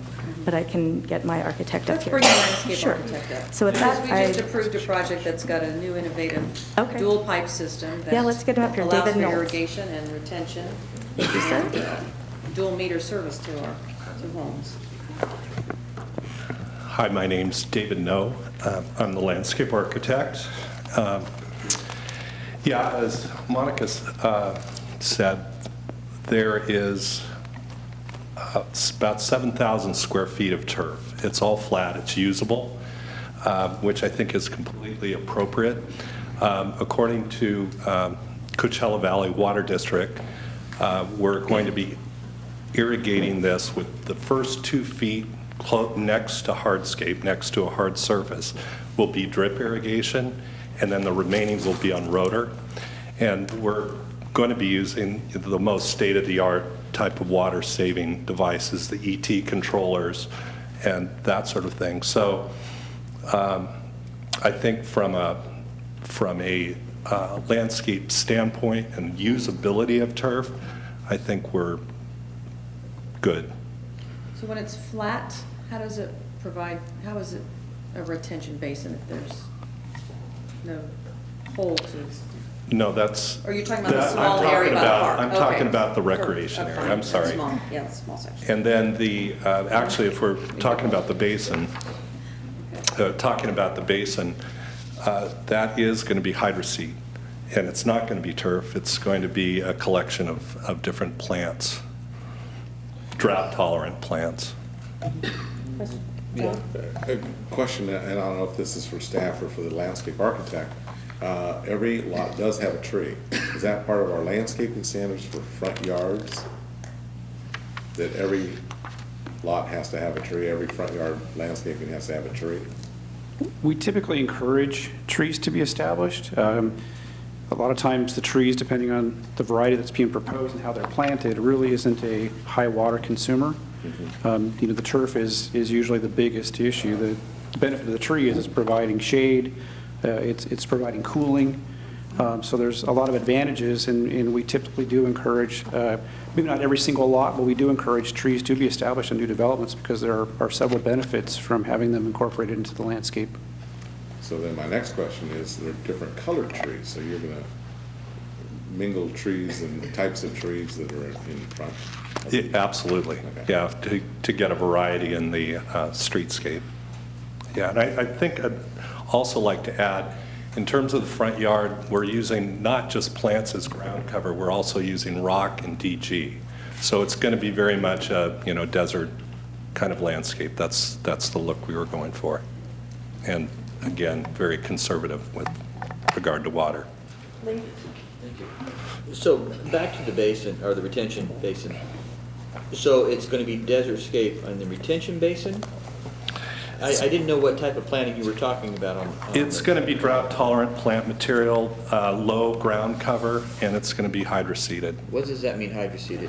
In other words, it's going to be sprayed on. It's not going to be planted. Okay, so, Is that like gorillas? yeah, I mean, is that grass is going to be sprayed on and Yeah. then it'll grow and you'll have the turf in the future that it still needs that water? No, it's not turf. We're Okay. using a collection of drought-tolerant plants, not turf. Okay. You're spraying on Growing seeds. tolerant plants. Right. Would this be similar to the Cleo Bay extra land that they had that we mandated they put? It would be similar to, yes, to that vacant, or not vacant lot, but the recreational pathway lot immediately north of the dementia care facility there on Cleo Bay in Washington. I'm sure when you drive around, you've seen green slopes, sprayed slopes, and that's essentially the technology that they use to plant the basin, or we're going to be using. Any other questions for Yeah, Dave? quick question on the turf itself. You said that the first 2 feet will be drip irrigated. Drip irrigation. In ground? Yes, So in ground drip irrigation. right. And that's actually a standard from Coachella Valley Water District. All right. Yeah. Thank you. Christie? Yes. So the purchaser of these homes will be doing their own side yards and backyard? Yes? Yes. Okay. And is there going to be, well, let's assume somebody comes from North Carolina and buys a house and they don't know about our little drought problem. But anyway, are there going to be some sort of restrictions for what they can and cannot put in the backyards and side yards? This particular community will have an HOA, and we can certainly put those type of restrictions. Usually, we don't pay attention to the rear yard. It's the front yards that would require the Architecture Review Committee to provide some sort of input. And we can definitely put restrictions in regard to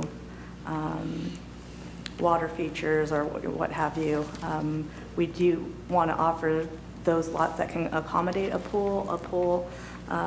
We do have the recreation building to offer the pool as, provide a water feature there, but we typically don't get involved with the rear yards. I know, but these are not typical days, is why I'm Right, asking. right. And something that we need to be concerned about I in agree. terms of conservation. I agree. Yeah, It's a I very think- sensitive discussion topic, and I think everyone's taking it very seriously. I know that we are, and I would expect that over the course of the next several months, many of our HOAs will be required to modify CCNRs to comply with CDWD standards. Right.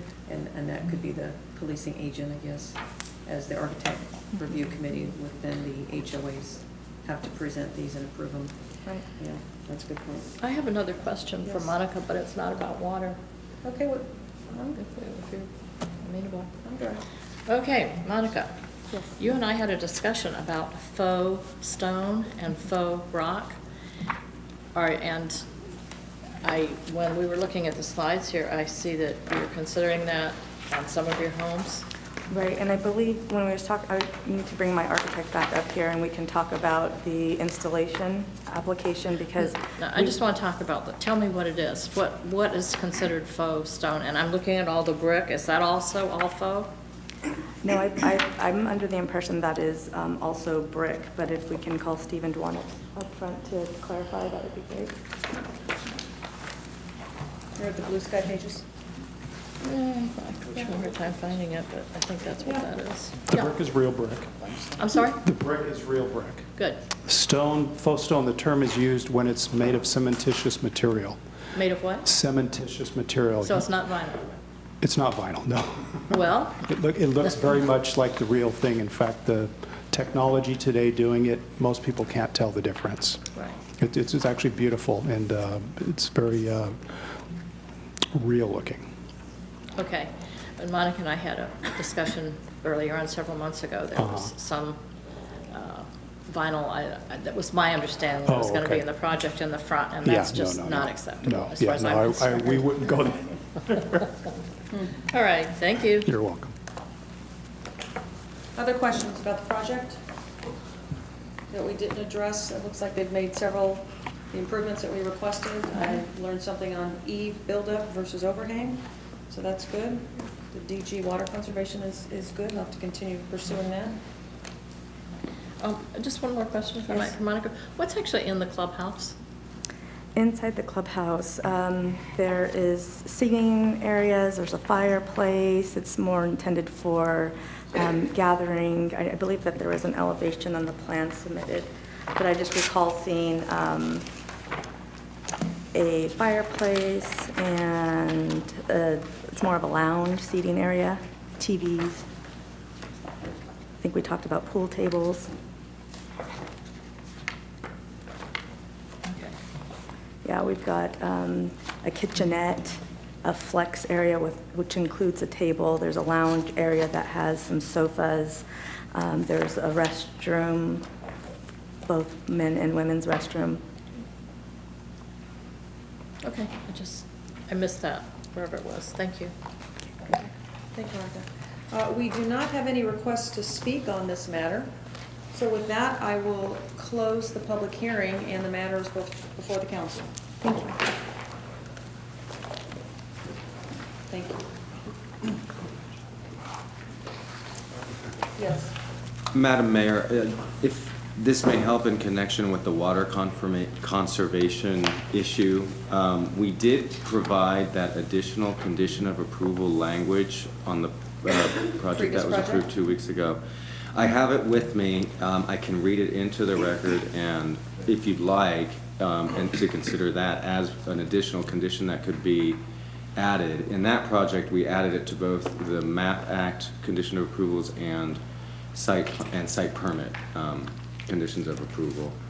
And it, in essence, would require that the project comply with the executive order on mandatory water reduction that would apply through CVWD and any implementing regulations. So it looks like. Would you like me to read that into the record? So would that apply to numbers 1 through 4? It would, as far as this, the resolutions? Correct. It would apply to the resolution on the tentative tract map for 36762 and the site development permit 2014-942. At least that's where we added it in the prior. Okay, so it doesn't need to be added to the general plan amendment or specific plan? No, we Okay. didn't do it there. Okay. Yeah. Are you comfortable with that? Please. Yes. Yeah, absolutely. Yes. And Okay. Monica's nodding her head yes. And that's Are you familiar with it? Do you want me to read generally? Yes. May I, Madam? Please. Okay. The applicant shall this would be the condition of approval also added. The applicant shall comply with all requirements, directives, and orders established pursuant to Executive Order B-29-15 and all regulations adopted to implement that executive order by any state, regional, or local agency or department, including but not limited to regulations adopted by the State Water Resources Control Board, California Department of Water Resources, California Energy Commission, and Coachella Valley Water District or other distributor of a public water supply in furtherance of the mandate to prevent the waste and unreasonable use of potable water. If another executive order or future regulations are issued and adopted in furtherance of a mandate to prevent the waste and unreasonable use of water, the applicant shall comply with all requirements, directives, and orders established thereunder. If a requirement, directive, or order established pursuant to Executive Order B-29-15 or any future executive order and regulations adopted pursuant thereto is more restrictive than a requirement under the La Quinta Municipal Code applicable to these conditions of approval, and that would be for the tentative tract map and for the site permit, then the applicant shall comply with the most restrictive requirement. And Basically, got to follow their rules. yeah. For water. Okay, with that, the matters before the council. With the added provision, yes. I'll attempt Please. make a motion that we adopt a resolution approving a mitigated negative declaration of environmental impact and associated mitigation monitoring program for environmental assessment for 2014-638. Second. There's a motion and second. Please vote. Motion passes unanimously. Madam Mayor, move to adopt a resolution approving general plan amendment 2014-127. Second. There's a motion and second. Please vote. Motion passes unanimously. Madam Mayor, I move to take up ordinance number 525. By title and number only, wait for the reading. Second. There's a motion and second. Please vote. Motion passes. Move Susan? to introduce it. Madam Mayor, I will read the ordinance into the record. An ordinance of the City Council of the City of La Quinta, California, approving zone change 2014-145, changing the zoning designation for assessors parcel numbers 776-220-012-013-014 from medium-high density residential to low-density residential. The zone change case number is 2014-145, and the applicant is Beezer Homes Holdings. Thank you. Okay, move to introduce at first reading ordinance number 525, adopting zone change 2014-145 to change zoning designation for assessors parcel numbers 767-220-120, 776-220-013, and 776-220-1014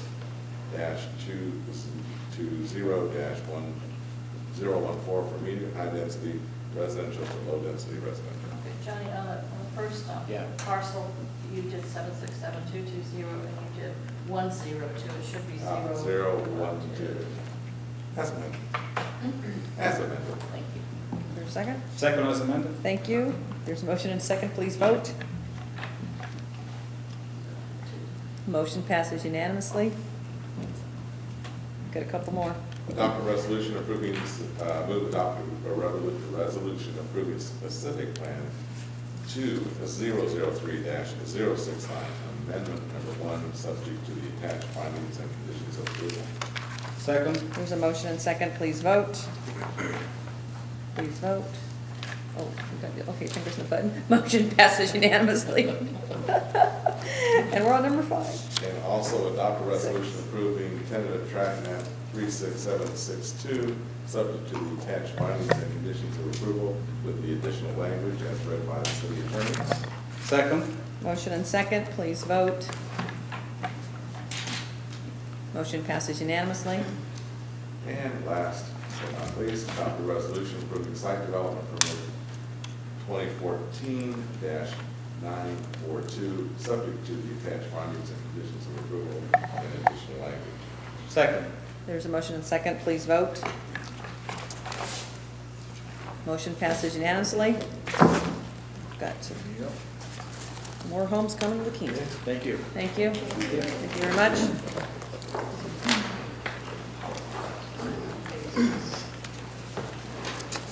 Okay.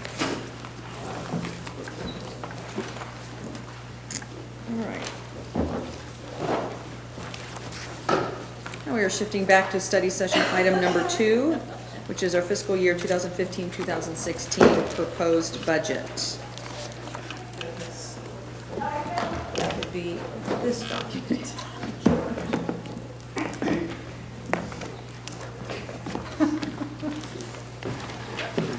Let's just do the budget now.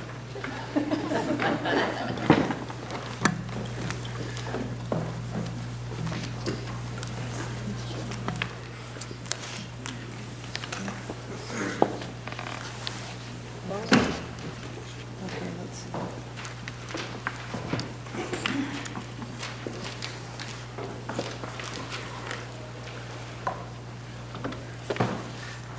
Madam Mayor, while the finance director is getting set up, I think I'd like to make some opening comments about what you have before you.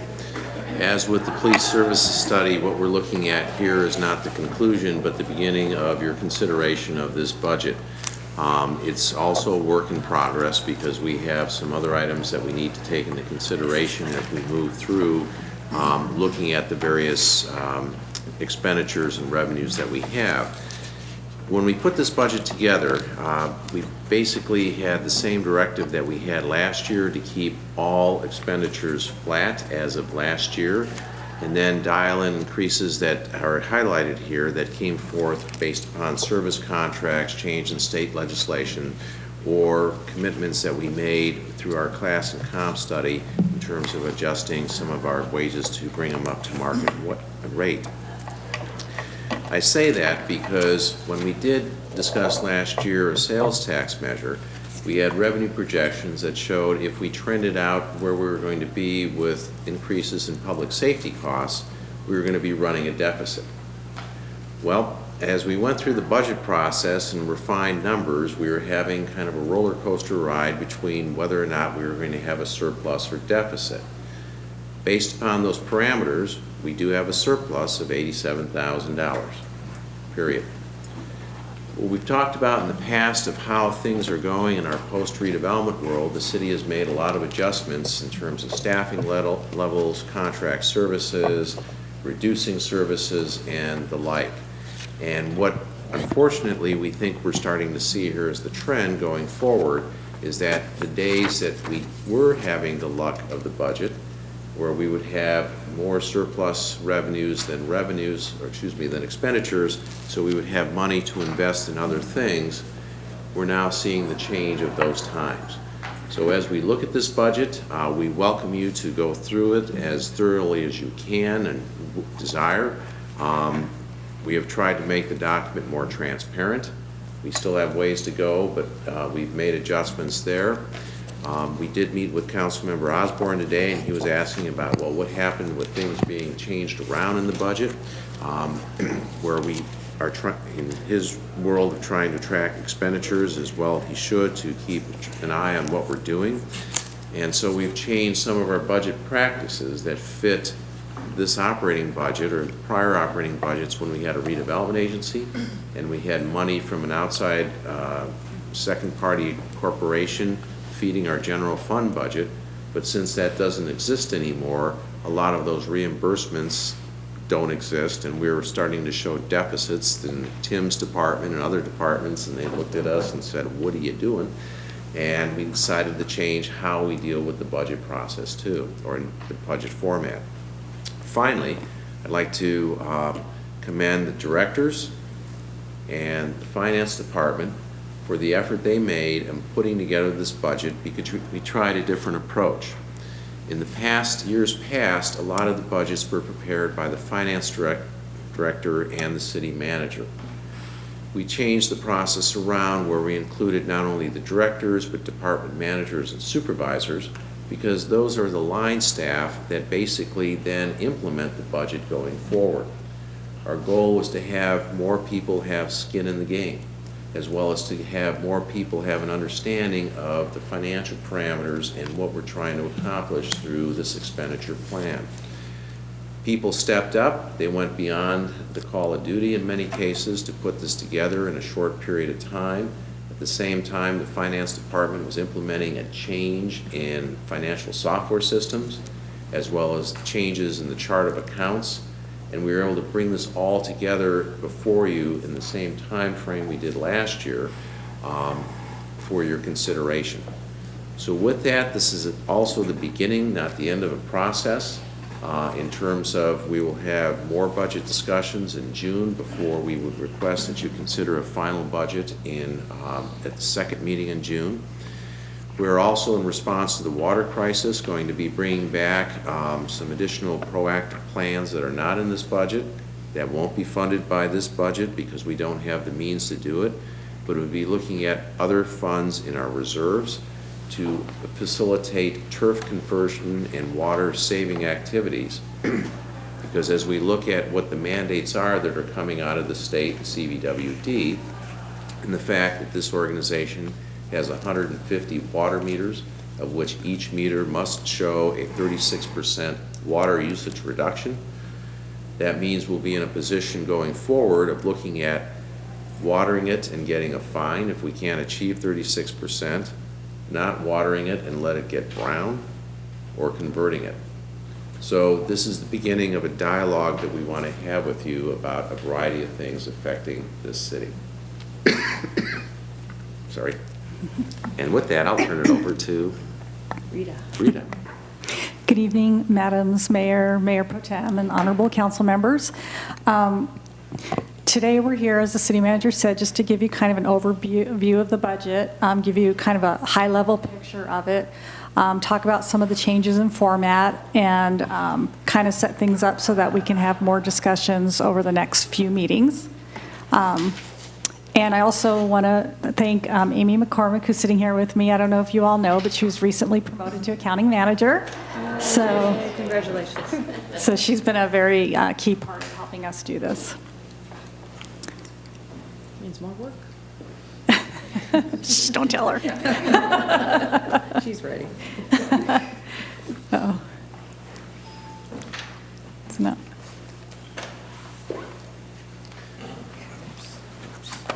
You jinxed you. Uh-oh. That's okay, Tim has the same problem. There's 5 buttons.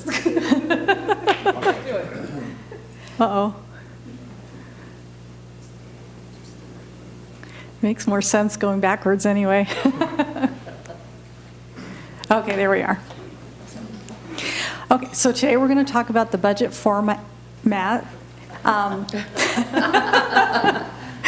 The bottom line, revenues, expenditures, and supplemental requests. Our focus will be primarily on the general fund that funds most of our operations and is the key fund for all the operations of the city. Okay. On reporting changes, and I had a good conversation with Councilman Osborne, because this is kind of his wheelhouse anyway with the accounting of things, but a few things we changed are, and it's not that anything was being done wrong before, but you know, it's a different time, and there were different purposes. As the city manager said, we were getting a lot more reimbursements from redevelopment and those kind of things, where we would do things a certain way, but we really needed to clean things up. I took a lot of the recommendations of the auditors, if you remember from the last time I was up here. So our driving principle was to make sure that funds that are, or operations that are primarily funded by another source get recorded in that fund, rather than showing them in the general fund and then netting a reimbursement and then having some weird number that you can't really tell what is the true cost of the operation. So for streets, street maintenance, which is in Tim's shop, that's primarily funded by gas tax revenue. So you'll see a tab in your budget book called Gas Tax Fund, and you'll see his operation is under there now. Library and museum services, the same thing. That was in the general fund, but it's completely funded by the property tax that we get designated for library services. So you'll see a tab in your budget called Library Fund, and those will be under there. And the same with the lighting and landscape fund.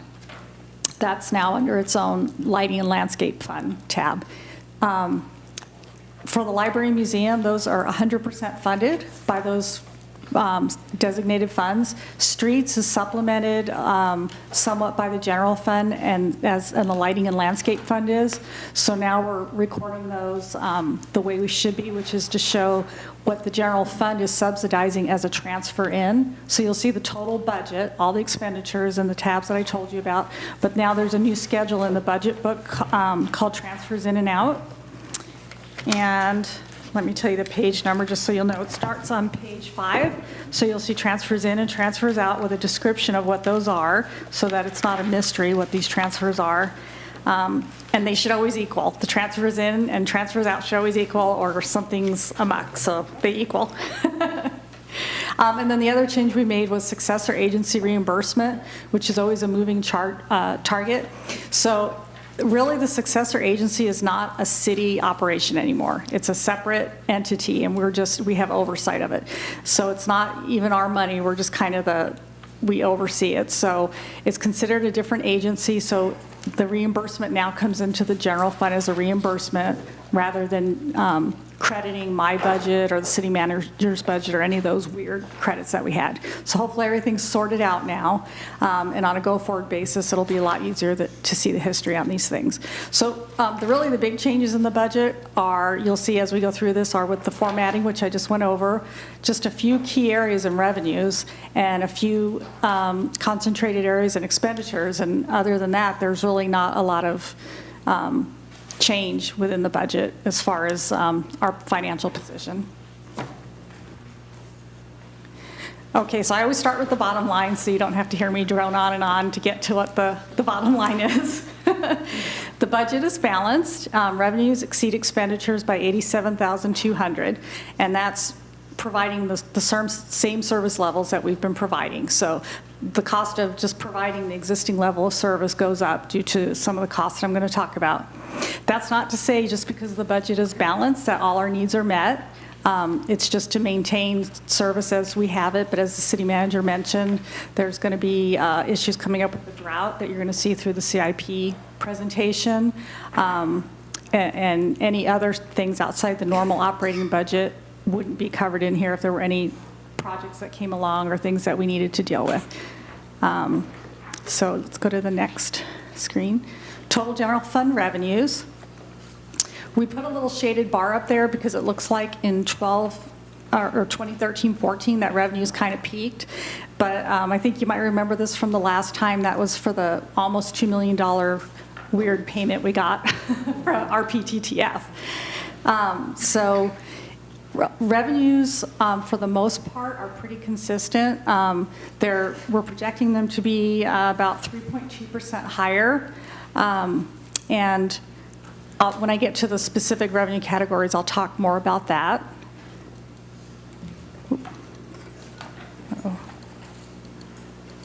Okay, so property taxes. This has been a hard one to estimate this year, but I think we finally got it nailed down. If you see now, there's another layer to the bar graph. So we're trying to show you the dark blue is just normal property tax growth.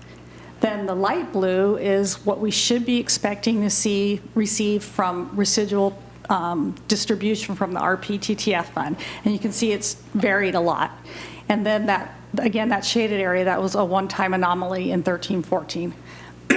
So regular property tax, we've estimated just flat property tax we were conservative and estimated about a 1.5% increase. For the RPTTF, that is determined, without getting into a bunch of boring details, but it's determined by our ROPS and what's left after our ROPS and all the other entities are paid. So now we've refunded our bonds and we don't have any cash on reserves that offset anything, so we should start seeing a pass-through RPTF distribution of about 1.1 or so every year. That should be the amount we can expect going forward, more or less. This should be the beginning of that stabilizing. And this doesn't include the loan repayment because we get the loan repayment in a different manner. So, yeah. It's like a chess game. Okay, let's see. Sales tax. So you saw on the previous slide that we're losing some property tax because of the change in our PTTF. Then you look at sales tax, and it's, holy cow, why is it so high? And that's because of what we think a one-time anomaly this year, because the triple flip is unwinding. So the triple flip, and we talked about it in the staff report, but you know, back in 13-14, I believe it was, the state issued economic recovery bonds, took 0.25% of our sales tax, then gave us a backfill of property tax. So with that came all these adjustments. Now that's unwinding next year. And so there's this one-time bleep or spike due to changes in methodology, and we're not, we've projected about a 3% increase in sales tax, but anything above that is due to that blip, and we're not sure how that's all going to play out in coming years. Obviously, it's not going to be that much higher, so, but that's why it looks so high. So basically, the increase in sales tax offset the loss in property tax, so we couldn't really get it.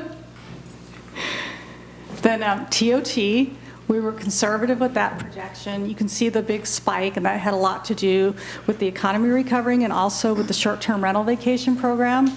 At a certain point, you know, there's kind of diminishing returns on the short-term rental vacation. It's maintaining that level because you've gone out there for a few years and captured a lot of folks in your net, and now it's just staying on them. So every year you're not going to see giant increases. I was conservative on this with input from community development and our consultant that handles the short-term rental vacation. If it looks like things are doing better at mid-year, we could increase that, but we took a conservative approach right now. So did that yield about 600,000? We had originally Yes. budgeted 3 for half the year and then up to 6, and we achieved that. didn't we? Right, with the short term, yes. Yes. Then the motor vehicle in lieu, that's another subvention that we get. It's really backfill from the state in lieu of motor vehicle fees that we used to get that we don't get anymore. Another complicated formula. But we get an estimate from the state on what we think we can get in the following year. So this is coming from them. And it's based on how much they think overall assessed value is going to go up. So we always get a true up in November, so I should be able to come back to you at that time and let you know if this actually panned out to be the amount. There's usually some correction, but never a huge swing.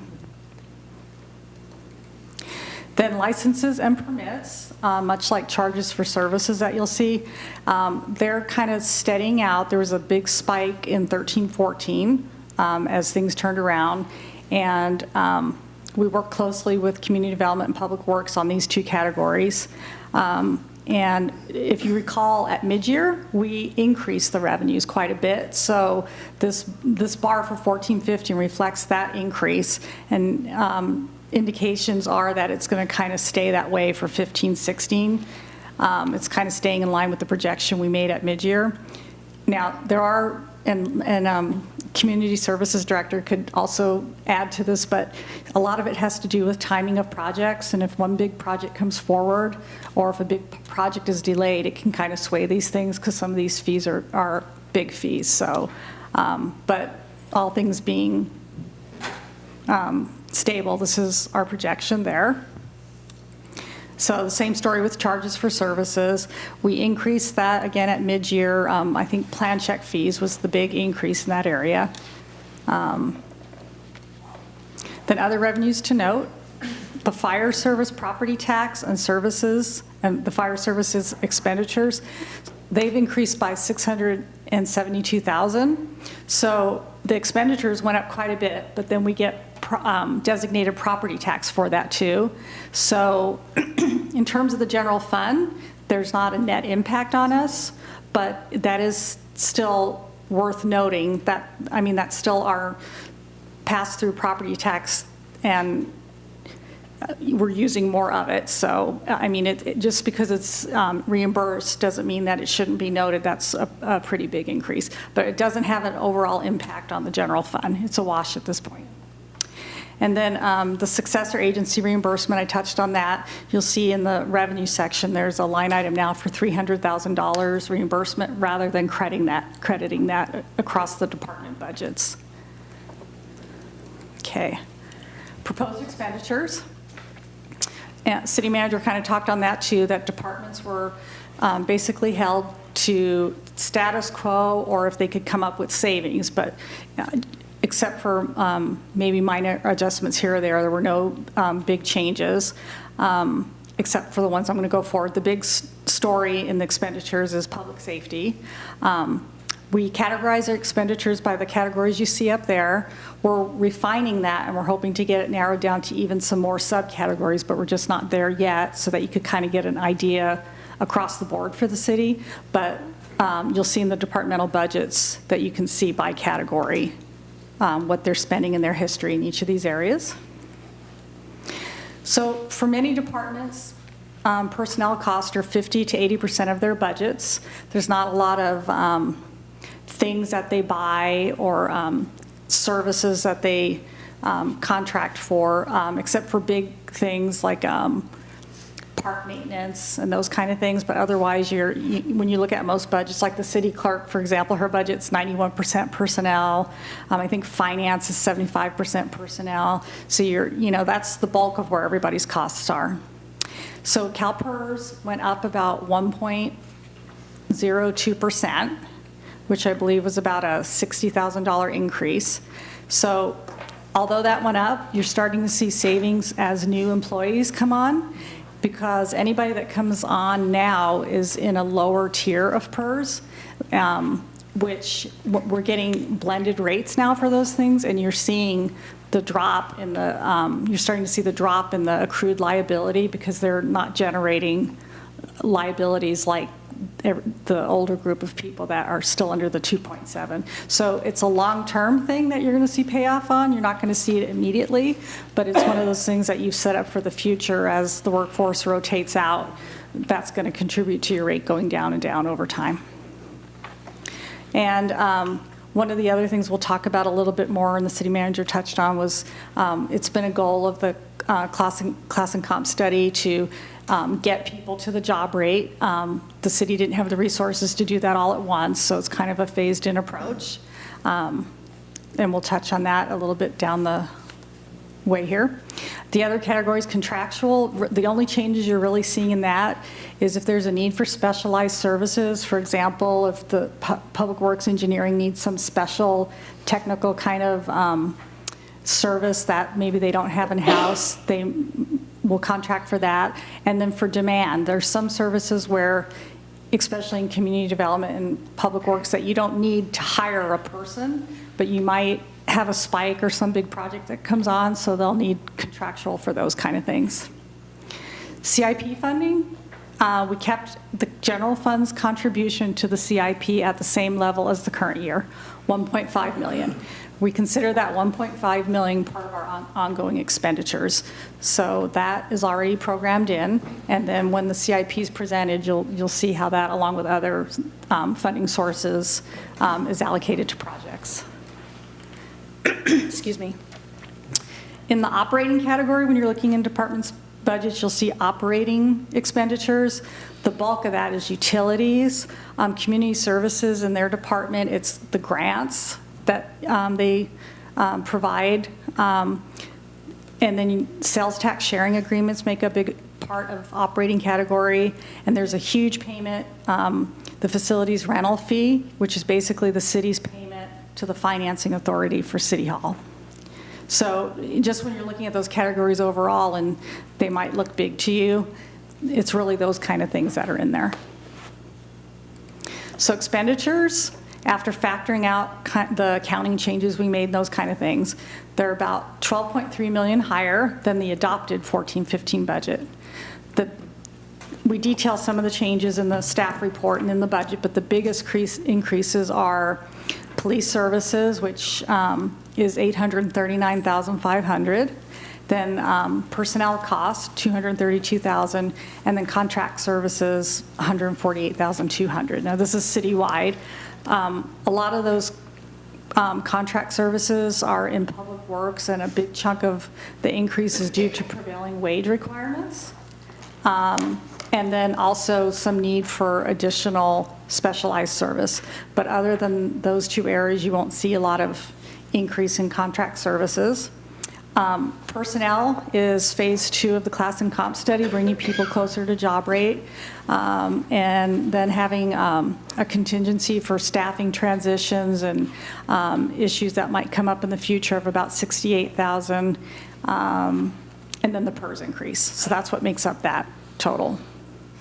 So this is basically costs that have to do with just maintaining the same level of service. No new programs, nothing new is added. It's just the cost of doing business at the level we're doing it today. Uh-oh. Let's see. So general fund expenditures. Oh, sorry, my clicker's not tied with her clicker. That's okay, I'll work off there. Was that the next slide? Can go back to the blue. Yeah, there we go. Have the new system installed. Yeah, there we go. Out for our fee, under procurement. Okay, and this chart just shows you kind of the history of general fund expenditures. You can see that 14-15 has a spike in it. That's the updated budget, not what was adopted. You know, if we compare adopted to proposed, you know, it's the 3.9% increase I told you, but for 14-15, there's a lot of one-time costs that you approved throughout the year in there. So I'm going to go to that slide and show you. You budgeted this year money for the Jefferson I-10 CVAG contribution, drainage study, Monroe Street, inspector services for public works, and then the flood damage, which we're still waiting to see if we're going to get reimbursed for. So that's the reason why 14-15 estimated looks so high. And those are ongoing expenditures that are in the 15-16 budget. Okay. Here's the pie that shows where our expenditures go. Next time we'll make police blue and fire red. We did it backwards. Green. But you can kind of, and these graphs are also in the budget book in the front summary section if you want to look at them more later, but you can kind of see where the bulk of our expenditures go.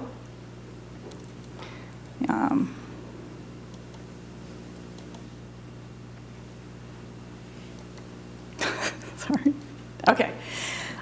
Then we're to supplemental request in the general fund, and these are going to be presented at another study session at a future date, but just wanted to let you know that, you know, we have a balanced budget, and that's to have the services that we have now at the current level, but there are some critical needs that have been identified by various departments.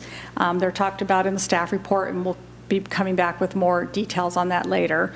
But the total of those requests, after backing out some positions that could be deleted, is $125,100. There's also a request within that amount from the Old Town Artisan Studio for some assistance, and we'll get you a copy of that request and get that to you so you can read what they're asking for. Okay, so general fund reserves, this is an estimate.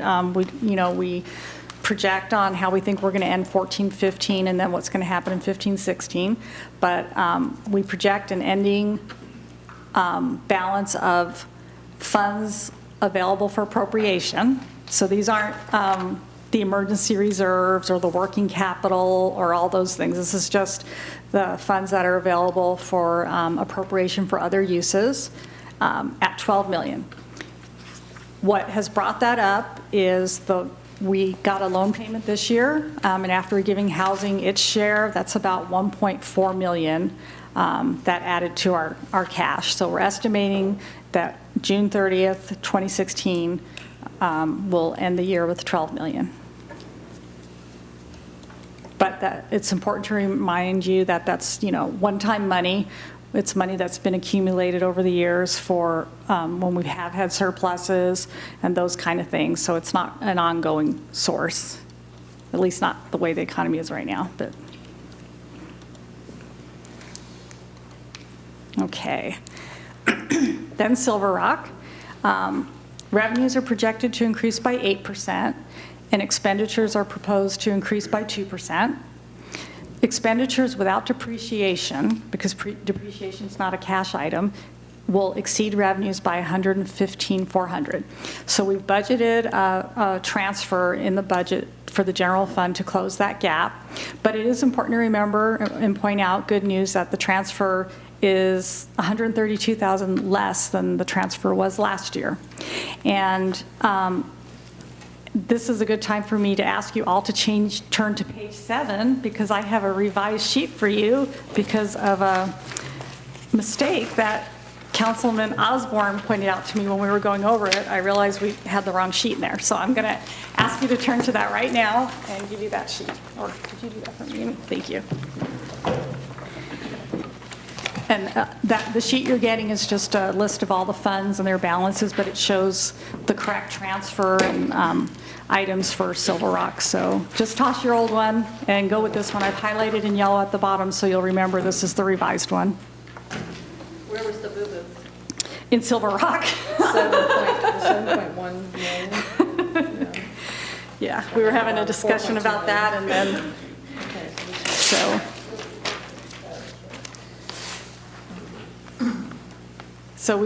I didn't have the revenues in the sheet for Silver Rock, so it made Silver Rock look like it was in the hole, but we've plugged that in now, so that sheet, today we're just doing an overview, but as you have time to review all these things and look at all the department budgets, the department heads will be available to answer questions, and certainly as you look through the summary information, we can go through it during the next few meetings, or you can call me or email me. I know it's a lot to digest.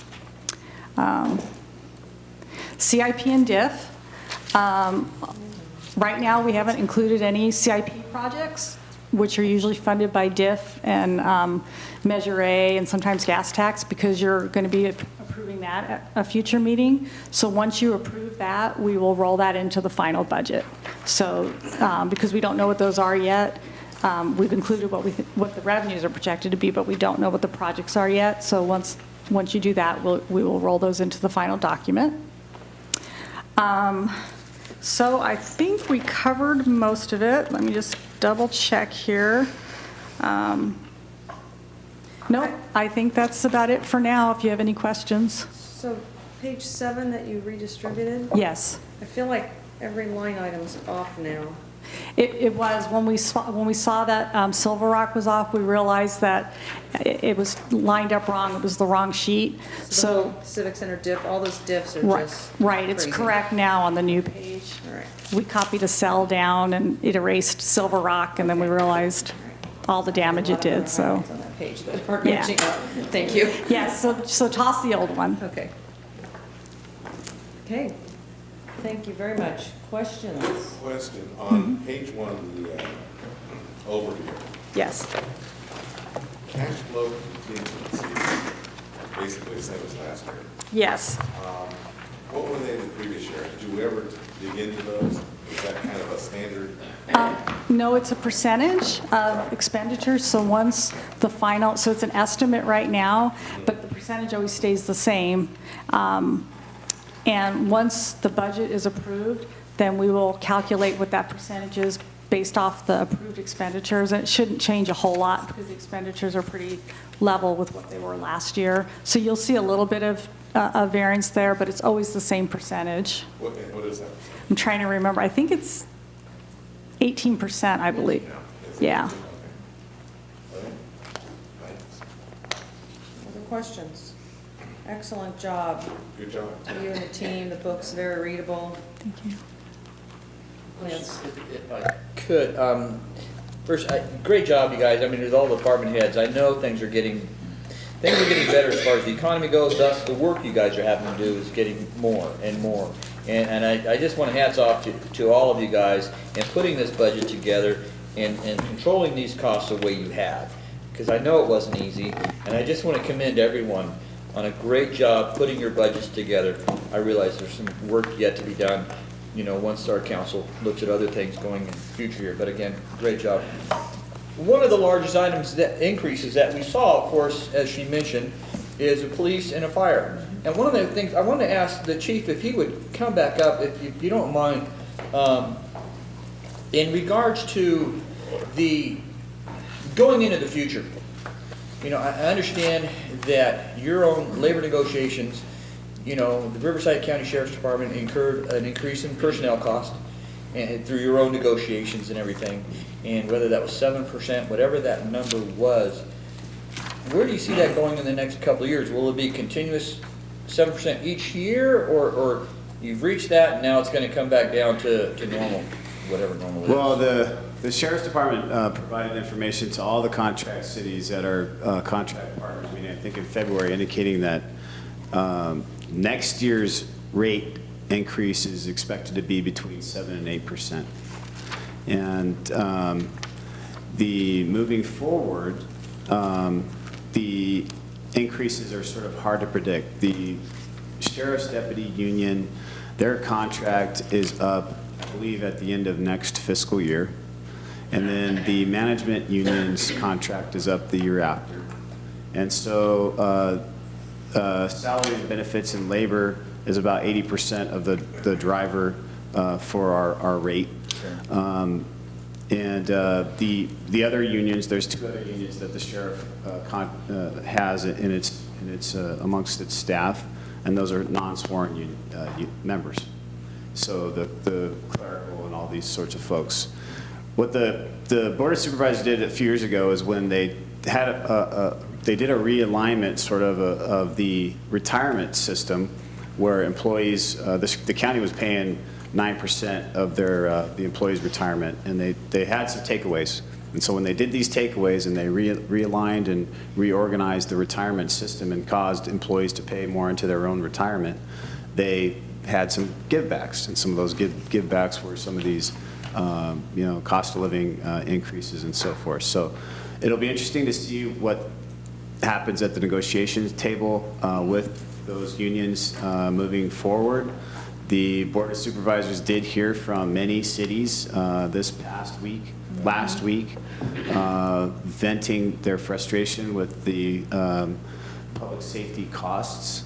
So I think they've got the message. One of the challenges, though, and one of the comments that some of the supervisors were discussing was the liability that the county absorbs every time there's an officer-involved shooting or a lawsuit or anything that occurs with one of our deputies in a contract city. The county absorbs all that. The Sheriff's Department just lost a $7 million lawsuit last year, I think it was, for a shooting that occurred in Cathedral City. And so we absorbed those costs. And one of the comments back to the cities was, you know, we need to look at our, is the county picking up more of the tab than they should be with regard to liability. So I think there's going to be some interesting give and take that may occur with regard to the contract rate. You know, does the Sheriff's Department start building into the contract cost recovery for the liability that we're paying out? That'll be an interesting question that they'll have to deal with. As you know, I'm not at the negotiations table. I'm here managing the resources that are given to me. And so Dave and I do the best job with what we get. So I don't know to sort of, I don't know what's going to happen. It sounds like there's a lot of negotiation going on in another year. There's going to be a lot of negotiation going on. You know, will there be additional takeaways? You know, I don't know. I can't answer that. The sheriff, we have during these negotiations, the Board of Supervisors and the Human Resources Department negotiates with the various unions that are involved in the Sheriff's Department. We have a sheriff's representative that's present in the room mainly to answer operational questions, like if the union's trying to negotiate breaks that maybe are going to impact public safety, then we provide input on whether or not that's a feasible item to discuss. But the sheriff does not weigh in on whether or not somebody should get a raise or shouldn't get a raise or anything like that. So it's difficult to, in a competitive market, and this is a competitive market, public safety is, when you have law enforcement agencies throughout Southern California that offer a certain level of pay and benefits, people that are capable of performing this work, are going to look at that, that's one of the considerations for where they apply. So, Sure. We have the same issue here, there's yeah. balance. Okay, I'm just kind of getting a figure where the future's going. So we got one more year, that 7.5%, 8%. Yeah, probably for the one more 16, year, 17. and then we'll see. The board imposed, a couple years ago on the deputy union. And for a year, they imposed some significant pay cuts. And when they did that, the rate went up 1%, less than the cost of living. So the big driver is salary and benefits. Okay, thank you. Thank you, Andy, appreciate it. When you look at close to $1 million Right. they're adding every year. Right, and And just we kind of got a figuring where that's surplus going in, and I know the 87. fire department also had a substantial increase in their costs. And if I could ask the fire chief to come up and give us the same idea, thank you. Again, there is a substantial increase for this 15-16 budget, and does that increase look to continue in the future? Good evening, Mayor and Council. What's proposed is actually an estimate in our increase because our union is going to be negotiating, but they're not going to negotiate. They don't even open negotiations until July. So we didn't want the cities to be caught off guard. So it is an estimate. It may not be that high, or it may be a little lower. I think what is estimated is a best guess. Okay. And I don't see a big increase after that. We had an increase this last year, as you know. A big portion of that was the governor mandated state agencies to increase the PERS rate a year early. So the PERS rate that the city is getting now on their local employees, we took a year ago. So that was part of the increase last year as well. Now, the change that's been enacted between the fire and the emergency service, that's been separated. Is the overall costs gone up within that separation? Has that increased any cost for us? I hope that there's no increase. There should not be. The people that are providing that service are not getting raises because they've changed departments. The change in that hasn't, we don't know the final outcome of that. What I'm being told is that they're just moving that into they're combining 3 separate departments into one. All the emergency services stuff would be in this emergency management department, which has Pepper, the OES, and EMS all under one agency. So how that comes about in the future is going to be, yet to be seen. Because currently we have in our Exhibit A's, excuse me, under fire, the cost of those OES personnel. So it shouldn't increase. It might just be a different bill instead of coming from fire. Two instead of one, but the total should be the same. Total should be the same. Okay, thank you. Thank you very much. Appreciate you coming. And we talked earlier in our discussion regarding CalPERS, a little bit about that. We talked about that, though they had a 15% return on their investments versus the market is 7, or their goal is 7, but we're still getting a 1%, as you mentioned here. But we also talked a little bit about our underfunding or funding in regards to our CalPERS. And if you could, again, tell us what you and I talked about earlier today regarding CalPERS and any underfunding funding that may be regarded in the future. What CalPERS has done, we're a city that's in a pool because we have less than 100 employees, so we don't have our own plan per se. We're in a risk pool. So for all cities that are in a risk pool, what CalPERS has done, and I can provide you more information at the next meeting if you want to see it in writing, but essentially what they've done is they've broken out our rate from our unfunded liability, so we'll still have a rate that's applied to our payroll. That's they call it the normal cost. It's for costs we're incurring as we go. But then for the portion that's our unfunded liability, that also used to be expressed as a rate of our payroll. But what they've done now is turn that part into a flat lump payment. And for us this year, that's going to be, I believe, $477,000. And they've done it for 2 reasons. One, they want cities to really be aware of what they're paying towards unfunded liability, because when you just see a big rate, it's kind of confusing to understand what you're paying. And then in the past, PERS lags 2 years behind. So they would be applying that rate to a payroll base 2 years earlier. And so you might not be, by the time we get the new rate and 2 years have passed, that base may not be the same anymore, and they were finding that cities were falling even further behind because of that. So now if we just pay what the lump sum is, you can see there's a schedule and you can see how much it's going down every year.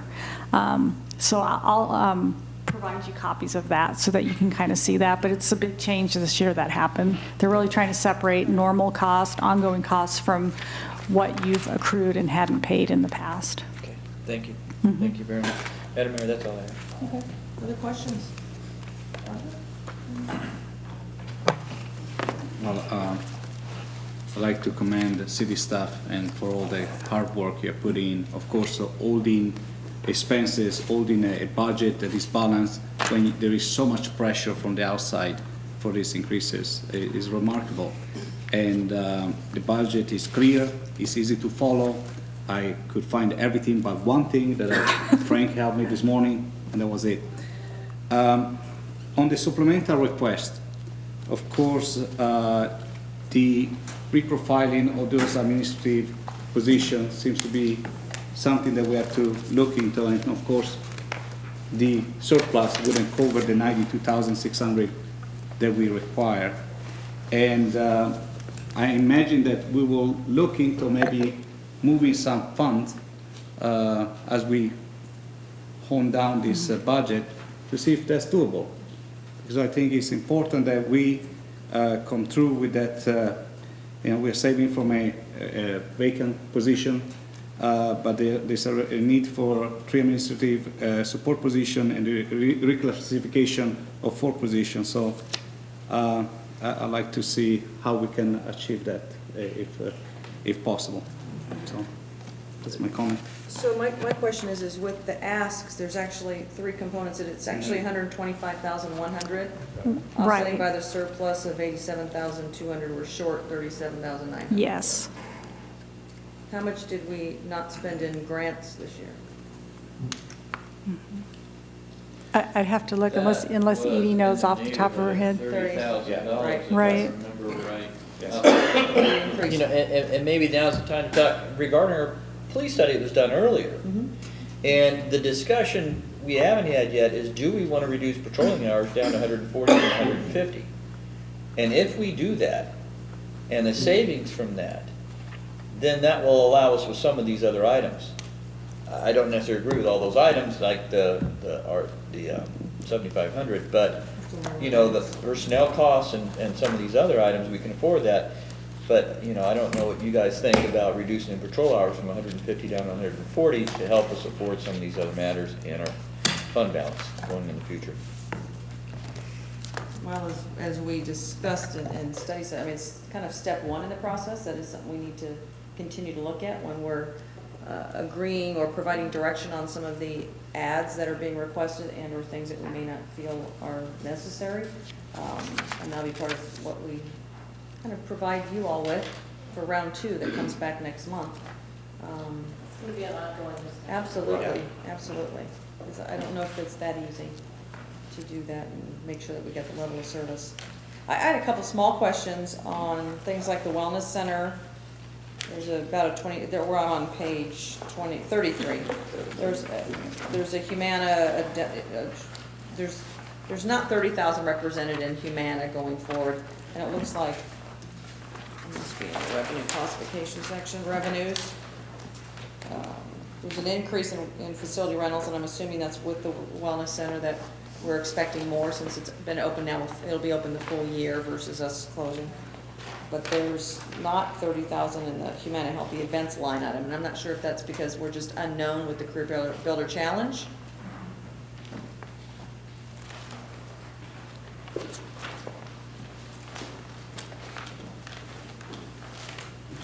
Madam Mayor and Council.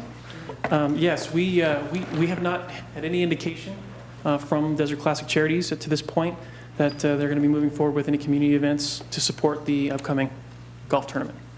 So we didn't plan for that, and if they are interested in doing something in the future, it's likely that they'll have to fund it I'm sure they will. I'm yeah. sure they're going to come back to us. I'm thinking that we're going to see some additional activities surrounding that if we don't create them ourselves in anticipation of that week leading into the challenge. I mean, the Clinton Foundation's still part of it. Right. So they'll still be helping. And they announced today the other courses are Nicholas Tournament and the Stadium course with La Quinta Country Club. We're 100% La Quinta again. Yes, we are. And in talking with La Quinta Resort, Paul Charette, he had indicated he was actually very thrilled going to the public courses because it allows the resort to do additional marketing opportunities that they couldn't do with the private courses. So we wanted to make that investment as well. So Just maybe for those who don't know, the stadium course is a lovely golf course. it's going to be iconic and beautifully presented in the television. Very challenging. Coverage. Thank you. Mobile city. So maybe, and I guess while you're up here, Sure. there seemed like there was a couple places that I looked at that marketing went down a little bit, but overall it showed an increase in the giant. Yes, what we did was we actually took some of the other line items and compressed them. Oh, that's what Yeah. I was hoping that was. That's it. right. Okay. And what was the other? And I assume the 20,000 for animal licensing disappeared because we switched over to the county, and that was offset by the expenses. Correct. Okay. And do we want to talk about CIP? Now there isn't any, or? We're going to have that come to us the next meeting. Okay. Give me a break then. All right. Commendable team effort. Again, this is not easy to know that we've got, no offense, Captain Shells and Assistant Chief Walton. You're the biggest chunk of what we have to offset and figure out how do we raise more money and spend less money and still accommodate what we need to provide for our residents. But I know this is phase one. This is the hardest part of phase one. But as far as the ads, I'd like to see the information requested by Old Town Artisan Studio before the next meeting, before saying yes to that, and also how the proposals are going for the employee wellness program idea and some of the thoughts we talked about earlier, as well as definitely on the staffing needs and making those adjustments. This has been, again, an ongoing process, and I think that the employees have come along with us on taking that kind of mind shift of a pay for performance and class and comp. So we've got to look at continuing that process to build that stronger workforce. So Still unique. still unique, right, in city government.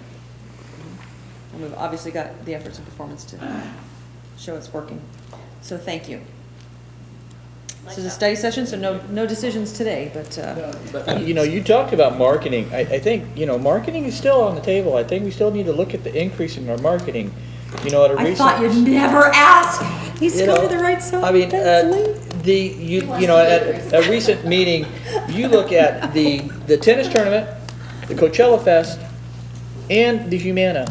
All here, whether it's here in La Quinta or in our front yard or our backyard, it's all right here. And these are the main economic drivers for the entire Coachella Valley, are these three events. And the tennis. And then not to mention our own Arts Foundation Festival, our Arts Festival in March. So it's an incredible opportunity. I mean, obviously these things bring people here to La Quinta, and they spend a substantial amount of money. The estimated economic benefit of the tennis tournament in itself, I believe they came up with $470 million. I mean, it's tremendous. And Coachella Fest with Stagecoach is not too far behind that number. And again, to make sure that we are taking advantage of every possible manner with these events, bringing people back to La Quinta. I think Scott does an amazing job with CBB. Amazing. Yes. And our marketing with CBB, he showed us the marketing that they've got going, and there was nothing regarding golf. And we're the golf haven. We have got to have more golf courses in this city than any other city in the valley. Well, and I can share the rationale behind that, perhaps. Silver Rock obviously has their own marketing budget, and they do some collaboration and do a whole separate gamut for golf that draws people to La Quinta, where we're looking at other means to attract tourism and group sales, weddings and stays, that once they get to and pick that resort, then they also promote their own golf within that resort. Right. So we're not having to double spend per se, and we can focus those dollars on the overall destination. Is that about, okay, thank you. I just wish, jumping on what Lee said, I just wish that some of these events were spread out a little bit more. you know, we've got them in March, and April. March, and April. And, but of course, they attract different people, you know, come. But I think you're right. It's an incredible opportunity to. Well, we've shown with the increase this past year, how much more our staff was able to accomplish on the digital side with the website enhancements in order for reach to occur and increase. And we'll have to look at additional surplus options if we want to. I would love to see an increase in marketing. I'll never say no to that. But if we with the can, let's ROI. do it in the context of what it is that we're doing. Correct. So we're just not throwing money forth. Always Because ROI we're going to bring the metric-oriented. marketing budget forward and the marketing program forward, and there's a point of understanding what it is that we're doing, because we are tapping these events. And if you go to our facilities in town, they're packed. The hotel's booked. Some of the things we need are more venues, like more hotel rooms. So let's keep it in context. Yeah. Very good. All right, thank you very much. So speaking of marketing and Oh, maybe such, we should continue the branding. let's move on to study session item number 3, logo update and brand refreshment. I'll put you off another meeting. All right, binder switch.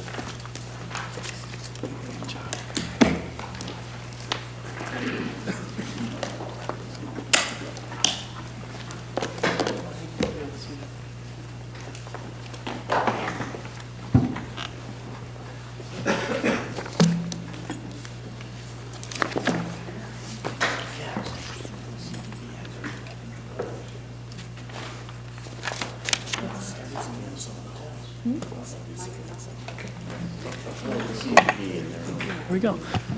All right. Madam Mayor and members of the City Council, good evening. Good evening. I am here to discuss a very, very subjective topic that is Good opener. not only exciting but also very challenging. So we'll go through this. We're here to talk about the brand refresh. The discussion really started at the council workshop on January 10th when it was kind of a big rock priority that we were talking about, and that carried through to the council commission meeting on February 11th. So we took some direction, and we're going to talk about refreshing the brand and not rebranding. That's an important thing to clarify. Next slide. We want to refresh the brand, not rebrand. And so experts agree that brands need to be refreshed every 3 to 7 years. It's really based on the industry of the business, but the last brand refresh that the city did was in 2008 when what you now know as the GEM logo was developed.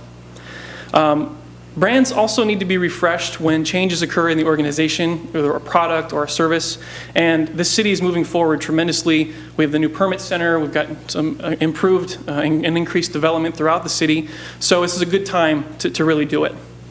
And then in order for a brand refresh to really make a difference, it has to have these 3 things. It's got to stand out, it has to gain an edge, and we have to expand the reach.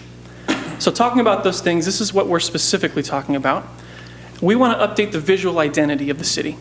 And that means the logo, a font, kind of font scheme and typeface scheme that we would use, and then the color palette for the city. The city doesn't have a color palette, so we want to introduce one. So let's talk about logo. What you see is the city seal. It is the official logo since incorporation in 1982.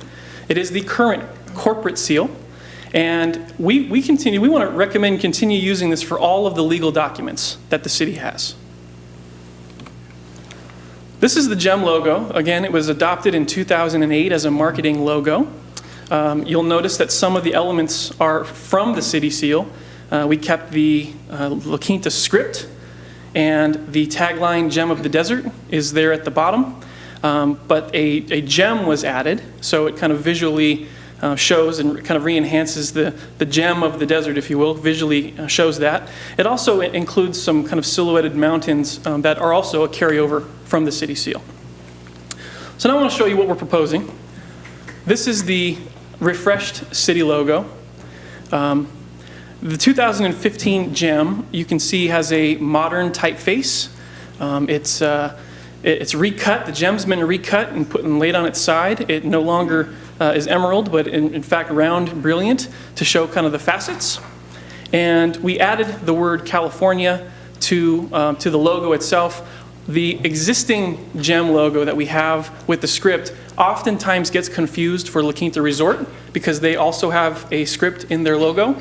So we wanted to add California to show that this is a destination rather than just a hotel or a series of hotels and inns throughout the country. This logo, I had an opportunity to go to Brand Manage Camp, and I spent a few days along with brand experts. And this logo's kind of been in development for about a year, and I had an opportunity to share with several of these folks kind of the concept and the idea, and they gave me some tips to refine it a little bit before we presented it. As well as I've tested this on various groups, some baby boomer groups all the way down to millennials and everybody in between. For the most part, I've shown it to the Graph Tech and their team, JNS Media and their team, and it's been very positive, this logo. It's been very, very positive. So we'll move on. And yes?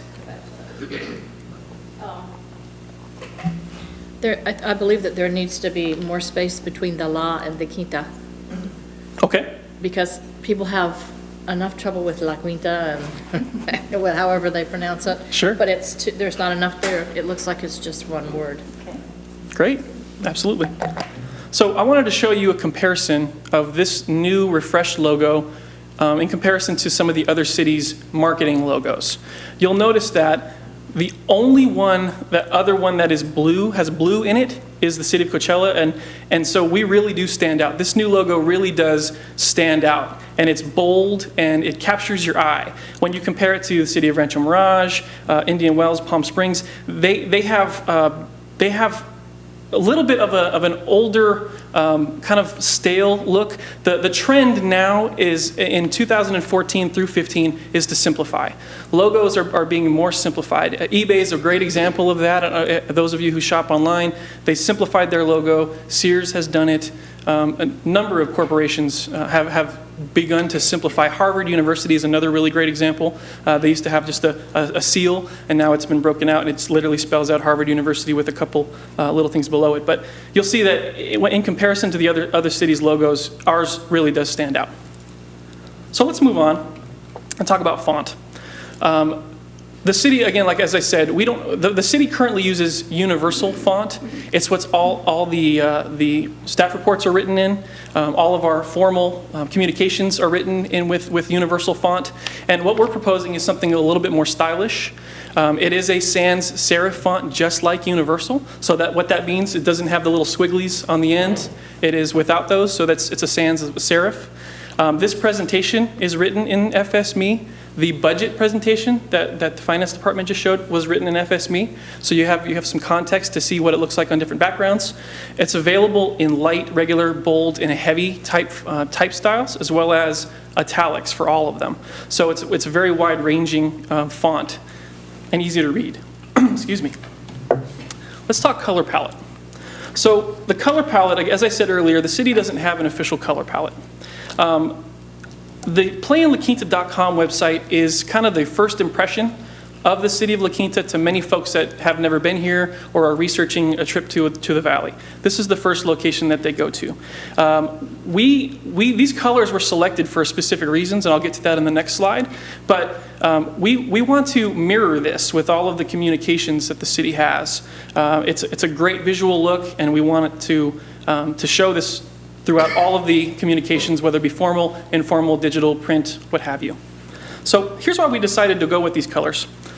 This is from the Color Wheel Pro, the meaning of color. Light blue is associated with health, healing, and tranquility. Dark blue represents trust, knowledge, and integrity. And light yellow is associated with intellect, freshness, and joy. And I mean, when we come to La Quinta, there's plenty of sun. We're very joyful, except when it gets a little too warm outside, but that's why we go to the pool, right? So these are the reasons why we went with that color scheme for the website and then are tying it to the new logo and the new color palette for all the other stuff. So let's talk about rollout. The rollout for this process would take approximately 3 months to coordinate. And what that means is we would take and refresh all of the letterhead and business cards, digital formats, anything that has a masthead, logos on it, all the fleet vehicles, all of those types of things. So it would take approximately 3 months to do, and an unveiling could be planned for the fall. The second part of this, for your consideration, it'd be the signage. Now, there is directional signage, parks and building signage, and entrance monuments throughout the city, and updating these would take significant updates, significant additional funding, and that's something that we feel we can bring back at a later date if the council would like us to. I know Edie has some comments on that too, if you want to share with them. Well, we know that, for example, at many of our buildings, we tied in our original logo, and it's done in and it's quite nice, actually. We have already made changes as we upgraded the buildings, and they have a look that's similar. It's not the script. The wellness center, the library, the museum all have a clean line. So maybe we don't have to make those kinds of changes right away and make those kinds of a rollout. Maybe we start simply with the print and have the media and our materials on the website and start making changes to the existing city website so you can see that. That's the kind of thing that we were thinking, if you should like to make these changes, that we'd start with print media, internet, that kind of thing, and then take a look later at the more monumental costs and see if those really need to be made or they're made on schedule some kind of time down the road. So with that is my presentation, and I'll open it to comments and questions. Thank you, Tustin and Edie. Let's start with Christy. She's got her finger on the button. I like this basic concept because it's so clean, and La Quinta stands out. I think putting California in is good. I feel that the gem is beautiful. I don't mind it on its side, but I believe it's a bit esoteric.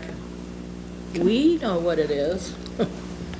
But how about the rest of the world? How are they going to relate that stone to La Quinta? I mean, it's just a question. Sure. It doesn't. Well, as the Gem of the Desert, we removed Gem of the Desert from this logo because we want to use it more in a narrative form and also separate it out with the other logo. And when we can go back to that other logo, when it's printed, the Gem of the Desert tagline is very, very small and very hard to read, so it loses a little bit of the context. So we would see it more in a narrative form or separated out on a different part of a letterhead or something to that effect. But it would always be there. The Gem of the Desert would always be somewhere around there. It wouldn't just be by itself. Okay, this is one thing that I think we always have to be careful of. It's just like an engineer trying to write a manual. Sure. He's going to put in step A and then go to step D. And I don't not like this. I think it's very pretty, but I just don't think that doesn't offend somebody. No. I just think it's an assumption on our part that everyone's going to know what that is. What other? I like it though. Well, I will if I make another comment. So I have just a personal story, a real quick one. When my wife and I, we bought our house here, we went to go furniture shopping, and we bought some of it here, and we bought a couple specialty pieces out of town, and Riverside, Inland Empire area. And when I was talking to the salesperson, because we were trying to figure out delivery, he said, "Well, where do you live?" And we said, "La Quinta." And he said, "Oh, the Gem of the Desert." And I said, "Yeah, how'd you know that?" And he goes, "Oh, because who doesn't know what the Gem of the La Quinta is the Gem of the Desert?" He said he used to come with his parents way back in the day and stay at the resort, and so it's out there. People know us as the Gem of the Desert, and certainly that would be part of our narrative discussions and our messaging going forward. And I appreciate your story. Yeah. As somebody in California, and our reach is broad. Sure. I just think it's something that we need to, again, it's very nice, it's clean, I like that. I'd like to go back to the seal if we may. Oh, sure. Can you go back to the seal? What icon, if any, would you suggest or you think might be better representation? I actually don't have one. I like it. I just think it's, It's not going to have meaning until they get the message. yeah. So John, I guess, wants to say something? You know, I tend to agree with Chrissy because outside of the Coachella Valley or California, Southern California, one, the gem is too big. And you go, what, do we go to a rock hunt there? Do, you know, what do we do Digging there? for diamonds? But you know, What are you we did doing? mention something and you probably just skimmed right over it. Because of the color blue, you mentioned pool. You know, people could recognize a pool when laying out by a pool in La Quinta, California. Then we're water wasting. Well, but still, you have pools, you know, just the thought. I'm just not sold on that huge, big gem. It's pretty, but. Okay, you had Yeah, comments I on do the not logos? mind, yes, going back to the seal. This is one of the things I would like to change. The city seal? Yes. I think it's old and it's tired. I don't like the colors. Other than that, it's fine. I like the quail and I like the mountains and the sun. The rainbow thing, mm-mm. And then the gold around the outside. See, don't you have do you have yours on? What color is that on the outside? Green. Green. Green or maybe a dark blue or something that, I think this needs to be updated. I Is would that agree. a big problem, huh? No, I would agree. And it doesn't have to be round. On 52 needs to be updated. Does it too, have but- to, it doesn't have to be round, does it? No, because we changed the regulations that do not require roundness. It's a free-form option for us now as we venture think into this our is logo very dated. revisions. Madam Mayor and honorable council members, if you remember just recently, when you made changes to the municipal code, the only thing that needs to remain on this is the year of incorporation. Right. And the name of the city. So you are free by resolution to change, to add text, to change graphics, to change colors. And actually, as I recall, you and I had that discussion in open session about the Yes. fact when we were going through that we might someday want to change the seal. Exactly. Which would be today. Just a quick question, I'm sorry. Would this, updating the city seal, is that something that you would, like us, in context, would we use that solely for legal documents as we said in this, or would that be more of like a marketing type logo that you, I mean, what do you see that? Why wouldn't it be one, well, I understand the difference because with the incorporation component, that is more historical official. I wouldn't want to put the incorporation date in the marketing logo piece, but perhaps considering the font similarities and color palette similarities in some capacity might be a good start. But Frank has waving his hands, as is, that would be Bill. Just to Look over here too, please. just to advise the council, the official seal would need to be on legal documents. It is the seal of the city when official communications are sent.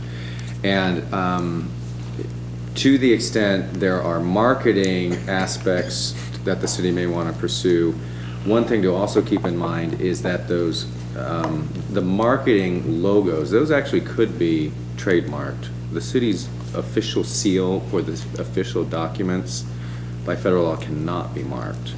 And basically what that means is most cities reserve the use of the seal for those official documents to recognize this as an official city action that was taken.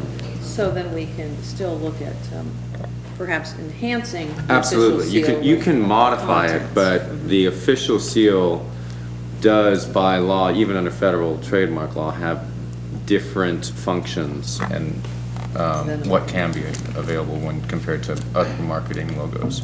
And then the other thing to consider in adjusting the seal is we have one back here, and we have it on various public buildings as well as entry monuments. So as we're going through this discussion, then we need to think of, That's not the same color. well, That's pretty nice. but thinking that, you know, would we then, we need to discuss, would we change those out on these buildings or keep them the same and say that was the old seal and now we have the new seal? So just things for consideration. Talking dollars again, he's talking dollars. That's my job. Madam Mayor, too, Yes. perhaps this might be a great opportunity to turn it loose to some of our students and see what kind of maybe competition we could spur amongst them. That's a great question. Yeah, I've actually taken something similar, this logo, to various like millennial kids, students, and millennial age groups, and you'll see from the most part that the really thin lines logo, the really clean lines. That's kind of what the trend that age group is going towards, and that's why you'll see a lot of these corporations kind of moving that way. So while yes, we certainly could. We've done some of that focus grouping already to come up with this and kind of refine this, and outsource as well. So. Would you mind hitting the slide that has the city comparisons, all the other city logos? So I mean, I guess I would agree with Christie in terms of just a little bit of space, because it looks very much La Quinta, and I like La Quinta. Sounds happier. And I love the fact that we're adding California. Not that we don't need to put our tagline, "The Gem of the Desert," in that logo. I mean, the destination piece is clearly what's going to be the draw. I'm not crazy about the stick in the Q going straight down, and perhaps we can use the FSME font, because as you look at the rest of the report, it's angled, and I keep going there, and Where are you going now? the stick in the queue. It's not. Oh, okay. The leg in the queue. I don't know. It looks like a lot of things, but it doesn't. I mean, I love the script that's in the La Quinta Resort logo, and I get that, but you're right. When you look at how to differentiate that, that's going to retain its 1926 ensemble, and that's fabulous, combination to be able to show the destination and how we're evolving and changing, and it's fresh and clean. So, I mean, I'm okay with that. I didn't think about the gem, the actual diamond, until you brought that up. And I get that. If I make Yes, please. a couple of comments. Study session.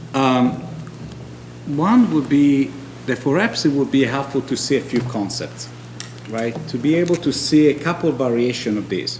Because I've been struggling with the Q myself, because I like it, because it looks like an on button, right? And at the same time, I keep saying, well, that should go the other direction, right? We have seen this, right? You have been using this. You've been testing it. Testing, yes. And the purpose of a logo is sneaking it in, even at the top of the cove on the maps. If this was a decision today, I would have to ask that judgment is used on the thinness of the font, because sometimes that thin, it can be washed out, in particular when it's white on a color. So there should be some guideline, right? Boeing Corporation has a 3-4 pages guideline how to use their logo, and mostly it's what not to do with it, right? I'm developing a visual piece. Graphic standard. But if they say if it's blue on this, then you do it this way, and so on and so forth. That's really important. So I guess that having a few concepts to look at the next opportunity, to look the gem a little bit different in size, and the Q a little bit different, and just see some variation, it could kind of point us in a better direction. The purpose of a logo is to capture your attention. And I agree that you can provide a narrative. By the way, an image is part of a narrative. But you can really add a little bit more once the attention is captured than you would do otherwise, by throwing a big, busy logo all at once. And I agree with everything you said about branding, the longevity of a brand, how a brand has to evolve over time. There's no doubt about it. And again, the gem of the desert is not even part of a logo, it's a tagline. It would be a service mark if it were a corporation. Definitely don't see a need to rush and change things around town, emblems and things like that. But I'd like to see variation of this logo. What other opportunities are there? And if involving, again, involving student is always a good idea. I mean, the Nike logo was designed by a student, a high school student. So I would say that we can have some variation of this, just to try to move. As an overall concept, I love it, but hearing up here some of the observation, perhaps a conceptual phase, would be warranted. Any comments on the colors, the color palette or color I scheme? love it. I love the color palette. I wish the yellow was a little more vibrant, but. Did you bring that? Hard to print. That's hard to print. Sure. Hard to print. Yeah. If I can, Madam Mayor. Yes, please. I like the colors. I think the color scheme you got there, I think that hits well. And I like the idea of adding California to it as well, especially for the national market. I think that does well. I'm not a fan of what you've got here. I think that gem is way too big. And I would, again, like as said, get a couple of different ones to look at. GrafTech, I've used them in the past for logos or this type of work, and they do a beautiful job. They do a beautiful job. And they're not even my client, and I can vote on this one. I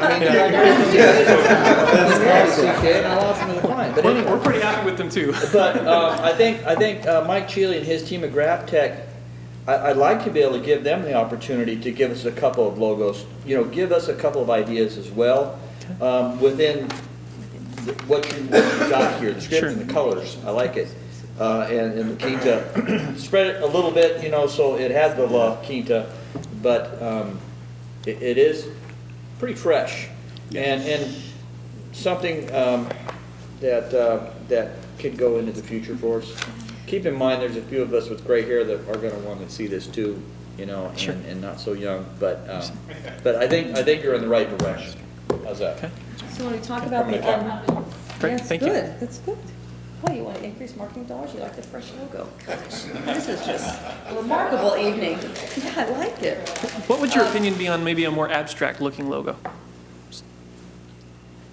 Depends. Show me personally, Yes, I guess. that's I'm that way too. I am too. So on the unveiling component, I really think that, again, because we can't afford right now to do the monument entry signs, which I would love to do, of course, among other things. Even these little blue directional signs around town need a fresh look as well. That's clearly down the road. But in terms of the unveiling from a marketing website, I don't know, a press release exposure thing, I think that we need to couch that with something big that is also happening for us that does, I mean, he's talking fall, so whether it's, we're launching up to the Career Builder Challenge or something else that is relevant to it being exposed to a large crowd of people. And it could be in the fall leading into the whole season of events and the new La Quinta. But I really think that, again, we've gotten tremendous play out of a roadrunner that's in the worst roundabout in our city, and it's fabulous. We can surely get wonderful play and coverage off our defined and explained and demonstrative new logo that we explain the color palette, and the reason why, and the demographic change and future, things like that. And then we'll have to tie it into the police force when they said they were going to be redoing the logos on their cars, getting rid of Little Mountains, so that might be a fun way to, that'd be a fun way to get had into that for 10 years, I want to say. Yeah. It was pretty cool when they first came out with it, but. Yeah. Part of the 8% increase. So do you believe, Tustin and Edie, you have enough direction that would like to see a few more items, possibly without a diamond? Or a with smaller something else, size, or a smaller size? angled differently. Yes, I believe we can give you some variety of options. So if I've heard you all correctly, you just really want a variety of things to look at. And so we'll make adjustments. We'll make the thinness a little thicker, and we'll move the kerning a little bit differently, and we'll give you some things to look at. Some of those blue mountains in the gym currently that we have, if that can be, that's the guy that loves the blue mountains. I mean, this has got to be one of the few places in the country that have blue mountains, during a certain part of the day. It's amazing. Really? Where are they? Blue mountains? Mine are purple. I'll show you. And red. Great. Very good. Yes, we are ready for this. This is yet a next phase of. One last question. Yes, Frank. Any reservation if we start adjusting the type style on our staff reports and things of that nature? Because one of the things we're looking at is how we can change the masthead so we can get more information on less pages. So if you don't mind, we'll start experimenting with that. Need to buy stronger glasses? No, we're going to go to 14 font. Yeah, let's give it a try. Yeah. Cost savings sounds. Thank you. Thank you very much. Oh, got some troopers out here. Thanks, guys. All right. With that, we will move on to reports and informational items. Christy, let's start with you while I find some of mine. Coachella Valley Mountains Conservancy, we had a meeting Monday, a week ago, and most of the meeting took up the final wording for the Proposition 1 grant program, which is our portion of the water bond that we're going to get and how one applies for it, and it's rather complicated and takes up a lot of pages, but I hope that people will not be turned away from all the things one has to do to apply. The other thing was that we approved a grant to the Friends to buy about 59 acres in the Dos Palmas Conservation Area. And that should be, and that was it. That's pretty much what we did. Just those two things. Okay. Anything else? Ooh, okay. Robert. So, reporting on the City of La Quinta and La Quinta Chamber of Commerce exchange, I had the meeting on Tuesday, May the 12th. Our city staff, Les, did a great job, and so did Tustin in presenting some of the updates, some of the commercial updates, the theater progress, the opening in October of the theater, and the availability of 3 restaurant pads that the developer is now looking to find the occupant for. Of course, they will not be done by October, but that's the direction. Was talk about the demolition of Simon, and also, which I thought was extremely exciting, that they received the first fully electronic submission from somewhere in Orange County. Okay, for In and Out. It was from somewhere. She thought she had to drive to the city of La Quinta to submit the plans for In and Out, and guess what? Did everything electronically. Wonderful. Customer service. We have talked about the supermarket Jewel taking place at Fresh and Easy. On their side, a couple of updates. They have a net gain. The board did a couple of membership drives, and so far they have a net gain of 27 memberships. So they have a current membership of 433, which is, I believe, is excellent, pushing toward bigger numbers. One of the other aspects they unveil is that they did some assessment on the appetite for restaurants to do 2 tastes of La Quinta per year, maybe one in the beginning of the season and one at the time that we do it now. And it seems like there's not really that much appetite to do that, and they rather do it once a year. That was a pun, a play on words, not much appetite. Yeah. I wanted to try it, something new. However, they also think that we'll try to move it, and that goes to the point of Mayor Pro Tem, frankly, that we got all these events all at once. They think they may have to try to move it earlier in the season because they seem that restaurants are having issue in staffing the event at that time because it's such busy. So they probably will look like, even January. They're looking. They're testing. But they're doing it in April now. March. The kiosk is still in progress, right? And that's something that they're looking in. where you can actually print out from these kiosks. You can come here and pull out being coupons or whatever else.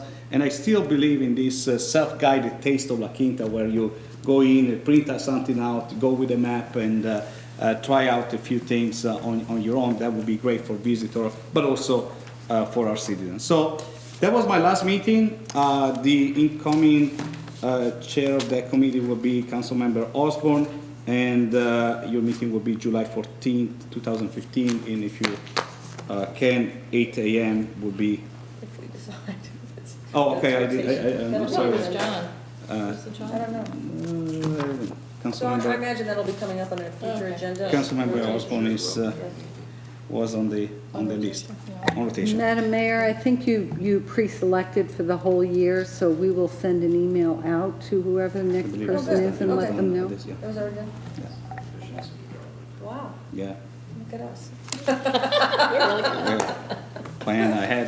Okay, anything else? Yes, Riverside County Transportation Commission, of course, these agendas are always nice and take an interest in, but a couple of things that has to be reported is that in January we had a workshop where we discussed a set of guiding principles moving forward into the future, and one of the items that we took action this past Wednesday was to hire a firm to create a plan, to look into the future about what the future will look like for the entire commission, for what kind of public expectation there are there, being with the rail to the Coachella Valley, which is near and dear to our heart, and other corridors that are on the plans. Of course, as I reported last time, we voted to approve the Mid-County Parkway about a month ago, and we promptly got sued for a CEQA lawsuit, so that we approved the in-court session to defend from that lawsuit. The other aspect, so we did decide to spend up to $660,000 to create this long-term plan. And the other aspect is the, again, very much what we did today, some sort of guiding principle. We approved some guiding principle to either support or oppose legislation in Sacramento. Of course, one of the major items is if you pay for something, you should get the benefit. If you pay gas taxes, then that money should go to maintain roads. And if there are tracking fees, those fees should be used for roads. And we know the way it works up there. We have a little bit of an issue here. Let's take the money, move it back, and then maybe you get it back, maybe not. But one of the things that the SB 16, which we heard about it at the League of Cities, is proposing to look into how to adjust gas tax, but also how to go after those that use the road and they are very efficient and they have a great mileage and good for them, but the reality is they're contributing nothing to the maintenance of the roads, and our infrastructure is in tremendous need of maintenance. So this again, whenever you talk about taxes and increasing taxes, in the question the commission wasn't so much about we need to adjust this taxation.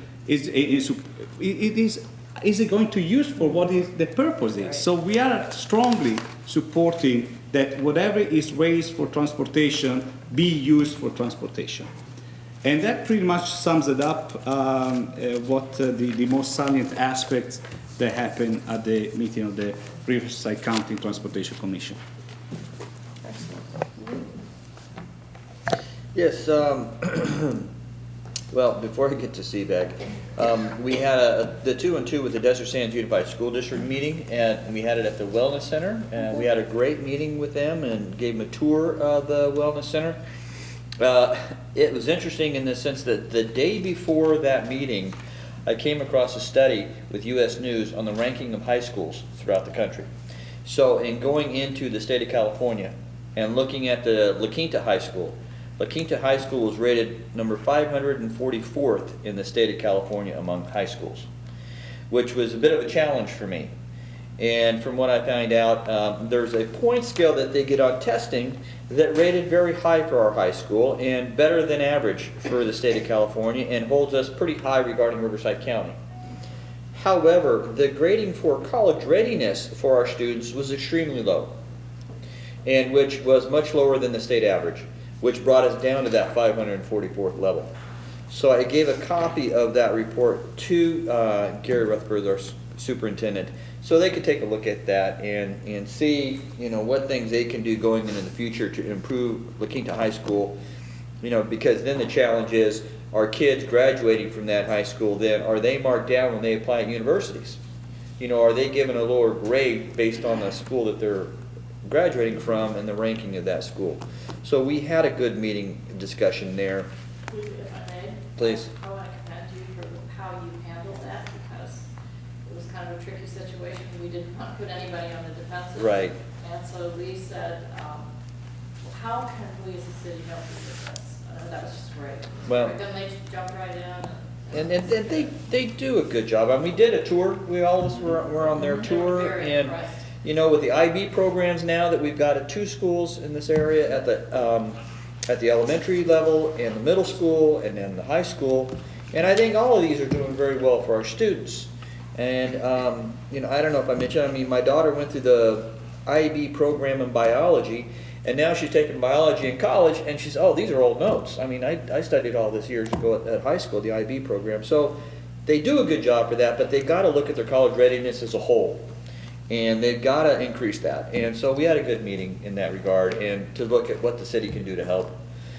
And one of the things I'd like us to look at, in regards to our community grant program, the last 2 years, we've had a substantial amount left over. I want to say somewhere from $25,000 to $35,000 the last couple of years.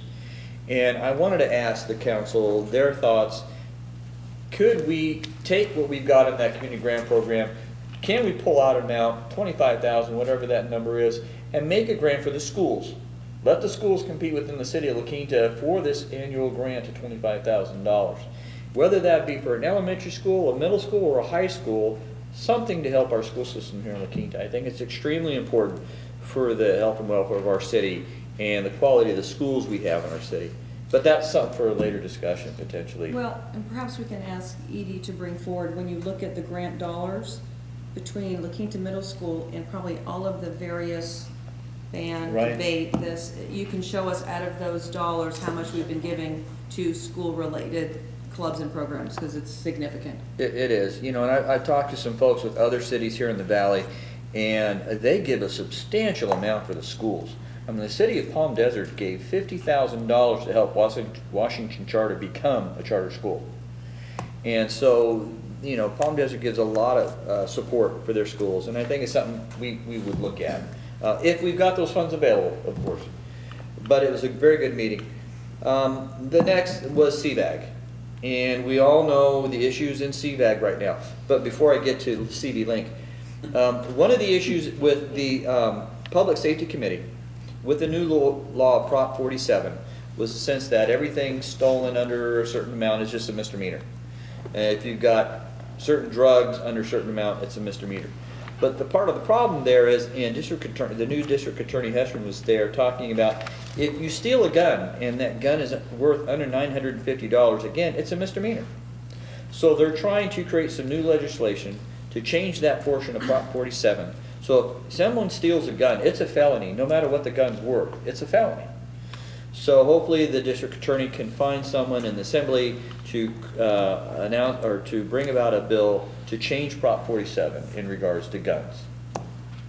Now, in regards to CV Link, interesting there, the mayor of Rancho Mirage had quite a bit to say regarding CV Link and the potential crime, being in this committee on CV Link, and the aspect of safety, that bicycles should not be allowed to ride in the same lane as electric cars. Which is kind of ironic, because they'll allow them on 111, but they don't want to allow them on the trail next to a golf cart. And then after she spoke, then another councilman from Rancho Mirage came as a public speaker, and he spoke as well against CV Link. He's the mayor now. Where? Oh, Why? Will? Ted Will? Ted Will. He spoke. Who chairs Oh. the CBAC transportation? Yes. So he spoke, so we had two council members Who was then. the first one? Iris? Oh, she's, Is she not the mayor Dana's now? the mayor now. Oh, okay. Iris spoke. Okay. She's on our committee against it, and then Ted came out and he spoke against it. And then we all know what's going on in the press and the executive, CVAC committee. So they got a full court push against it. And it's something that we're going to have to take a look at. I mean, we've got a report in here on the CV Link and the aspect of maintenance on CV Link. Whether it's considered a roadway and there's Measure A monies to maintain it, whether there's a potential for TOT to maintain it. They dropped that. Right. Have they? Yeah, Okay. that's what. CVB, Okay. Scott never recommended that would work anymore. All right, I talked to Scott the other day and asked him what he thought, and he was a little worried about who might be in the crowd before he answered, I think. But he said it's a great tool to have regarding tourism. But he was afraid to come out in favor of it as a whole, depending on who was in that particular crowd. But anyway, the Public Safety Committee, obviously we didn't vote or anything on CV Link. We didn't have any issues there, but it was quite the contentious issue regarding Rancho Mirage and CV Link. But it's something we're going to have to get a handle on here, so we can have a position here. I know Tom Kirk is going to ask for our position on CV Link, if he hasn't already. He has. Okay. And it's going to, obviously it's getting pretty ugly between Dana Hobart and Jan Harnick, unfortunately. But at some point, we're going to have a position on that, and we'll see where that goes. I didn't have anything with IID. That meeting's in 2 weeks. And then the Homelessness Committee was canceled, and that's for tomorrow. So that's all I have. John, anything to report? Animal care. Actually, significant issues there. The county is proposing a huge budget cut for animal services, somewhere in the neighborhood of $5 million, which would be devastating for them. So it's very significant. They're trying to work through that, which would probably impact us because that may mean our fees may go up. Obviously, euthanasia is always a topic. We went over that, and we talked about licensing. I mentioned that we are now doing licensing here, but we have transferred that over to Riverside County. However, people in La Quinta can still license their animals here, which is not the case in some of the other cities. So they were very thrilled about that, and the fact that we have a link to animal services up in Thousand Palms as well too. I guess some cities don't do that because they're talking about how it's out of the way, it's hard to find, and people are having difficulty in finding that. And I think we've been proactive in our approach and with our citizens to be as open as we can and accessible as we can for people to license their animals. So all in all, it may be devastating. We'll find out here. Yeah. Well, I had a slew of meetings since our last gathering, so let's start with CVAG's Conservation Commission. Hold on, I'm on environment. Let's do an energy environmental first, since that's the one that's on my screen. Basically, the major things there, we did discuss the operations and maintenance of the CV Link. That's obviously, the controversy at hand is how are we going to pay for the operations and maintenance? All along, that was never addressed, and now it's being addressed, and some cities feel that it was a surprise. That's really Rancho Mirage's beef right now is we didn't sign on for this because it wasn't supposed to cost us anything. So I'm going to use this as an example like Roy's Desert Center. I think the CVAG staff is attempting to do a very good job of presenting a budget that is much more reasonable in a project that has a lot of funding, $75 million, that's very doable, that will require some fine-tuning as far as how to keep this open and at what level of service, oversight, amenities will help determine what those operating and maintenance costs are. But with Roy's, they just said, we'll figure it out later. Here at least we're a long way away from even starting a project, and there's this now. So they did do an update on that. You're right, the TOT component is out of the question, and the transportation piece, as far as whether it's road, I think is still out there. But, you know, I personally still think it's a great project. We will need to take a stance and help support the cause one way or another, and look at what that O&M cost would do to La Quinta and how we can fund it. Edie, thanks again for doing an outstanding job, being at the meeting to provide a comparison of how we fund and maintain the Bear Creek Trail as an over landscape, so to speak, in comparison to how stark the link is going to be, and really how reasonable it can be to maintain. So I think there's more to that story. We also adopted our goals and objectives and provided some metrics, percentages to achieve from water. Salton again came up, and don't forget about our license plate program for anybody that wants to help support the cause. Is you can get a license plate, Save the Sea, and put that on reserve. We need 7,500 to make that fly. And let's see then, for this, that would be Energy Environmental. Conservation Commission, we did get an update on our fence for the bighorn sheep, and the study continues in terms of gathering additional information on the environmental piece, and I made a recommendation that in addition to the normal things they're studying, we also take in consideration the drought and the potential impact on food and water, with us needing to reduce turf and or provide different means for water conservation, especially out at Silver Rock, and how that's going to potentially impact if we fence the sheep into a more drought environment. It's just, so more to come on that. There'll be some additional activity, but we did get presented a timeline of how that project is proceeding, because Fish and Game is mandating that. So we're going through those motions and getting as much data as possible for that piece.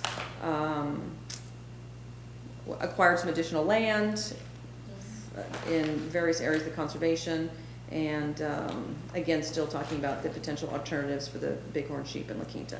So that's CVAG's Conservation, Energy, Environmental Executive Committee was, I think I reported on last month, that was one that Dana Hobart brought a binder and took the floor for a while. Greater Palm Springs Convention Visitors Bureau, we did have our Oasis Awards and recognized front and back staff from both the Homewood Suites and the Embassy Suites, which is great. So that was a fun event that I got to do a welcome. Other things from the meeting perspective is we did approve the second renewal of the resolution for the Tourism Marketing District that was created. For those that are new, basically what happened 2 years ago is Scott and team came up with a brilliant plan to say, how do we garner more income to do marketing to the private consumer versus the traditional bid, TOT, that is specific uses on that for group sales, et cetera. So we started the tourism marketing bid, which consists of an additional 1% for TOT from hotels that are 50 rooms and larger. It only went to the big hotels.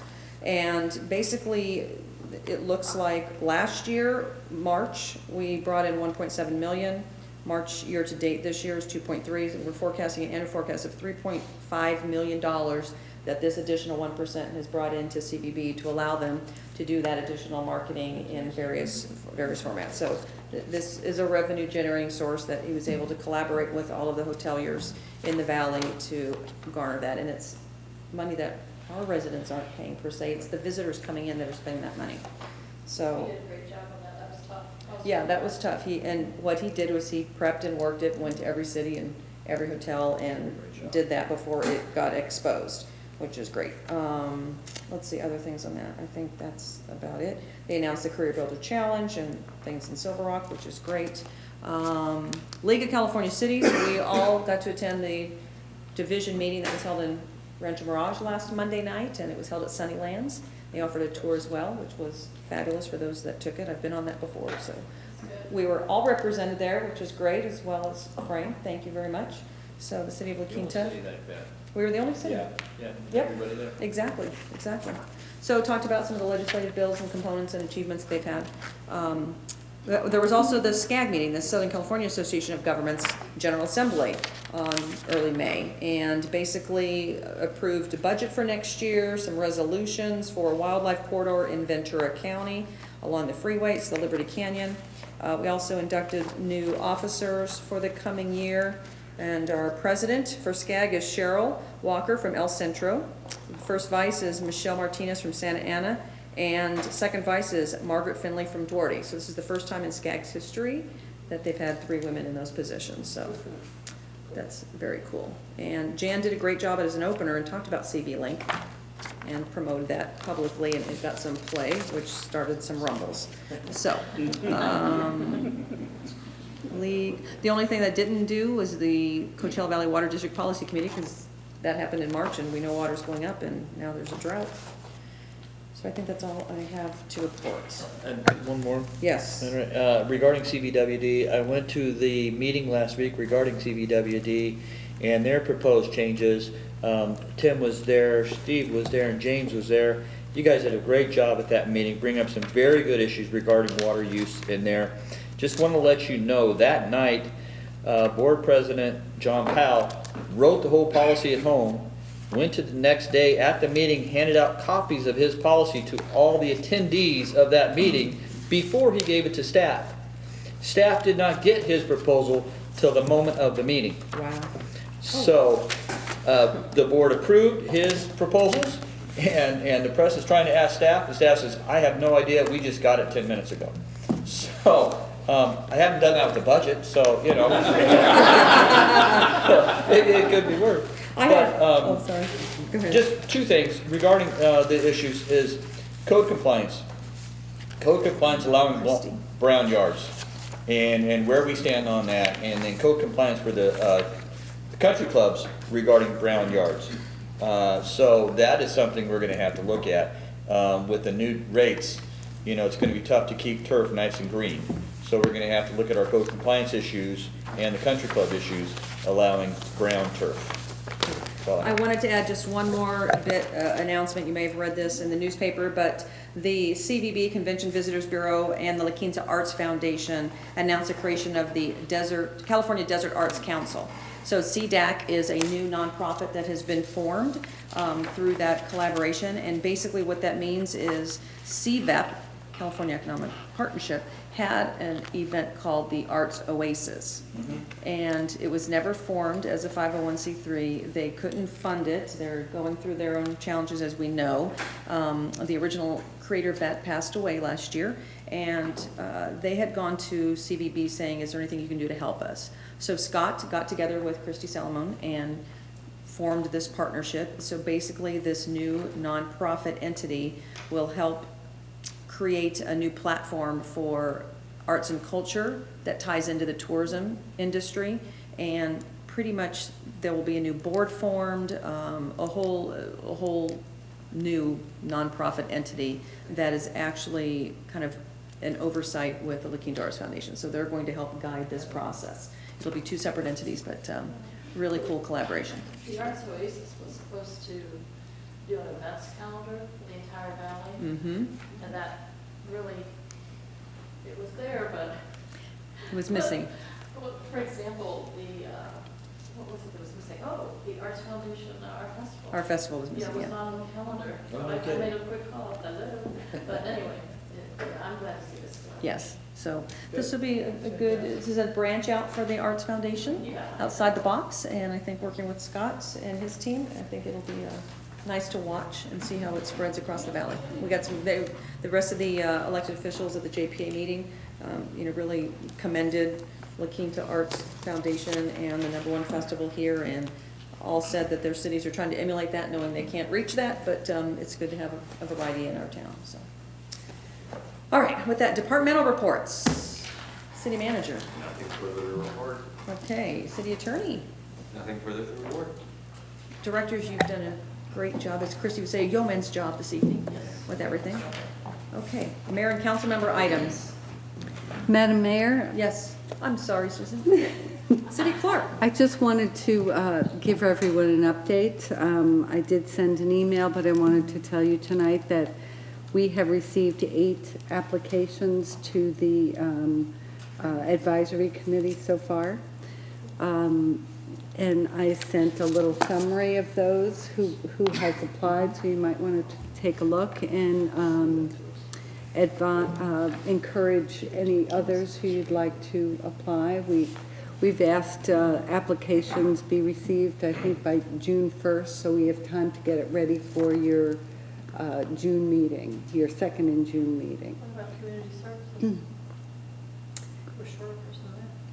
Well, there's plenty of applications for that. I think she's just reporting Yeah, the new yes, finance committee. exactly. Yeah, we're good for community service. Not in all the others, but. Could you send us the, just email us the link that they can go right on our website and fill out that application? Sure. And then Yeah. I'll post it Will and send it do. around.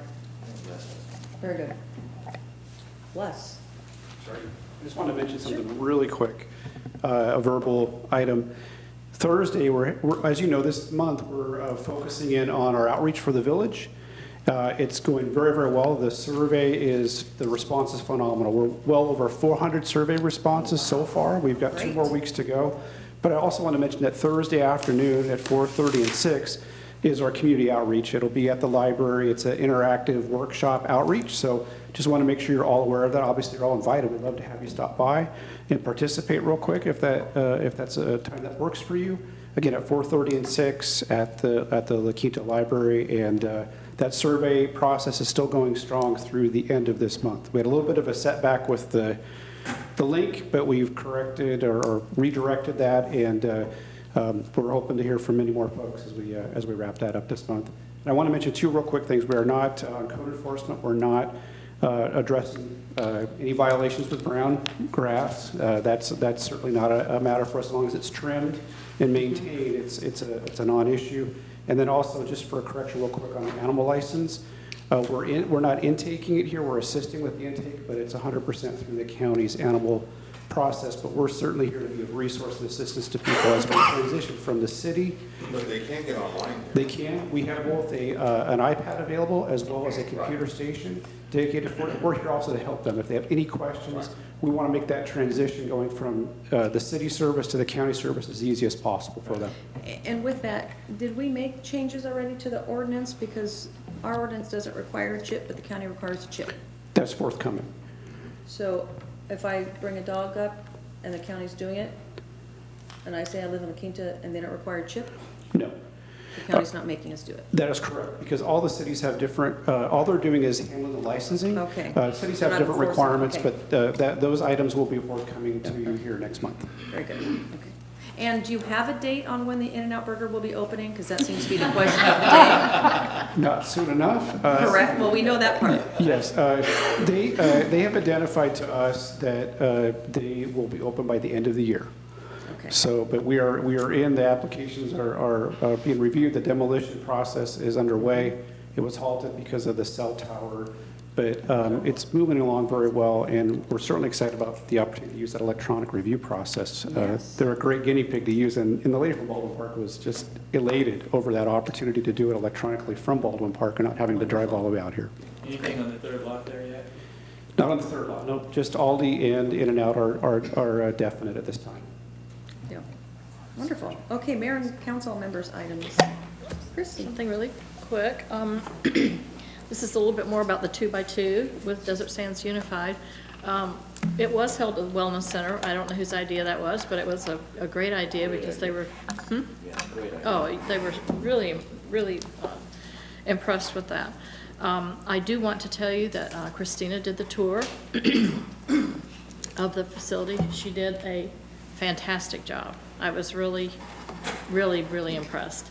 And Dr. Rutherford said that he is going to have a retreat in May or something, and is planning on using the Wellness Center, so kudos to whoever ideas that was. It has Wi-Fi and everything else, so he's looking to use it. He was very, very impressed. That's cool. Anybody else? And wait, and how many members do we have now? 1,000? 1,100. 1,100 members.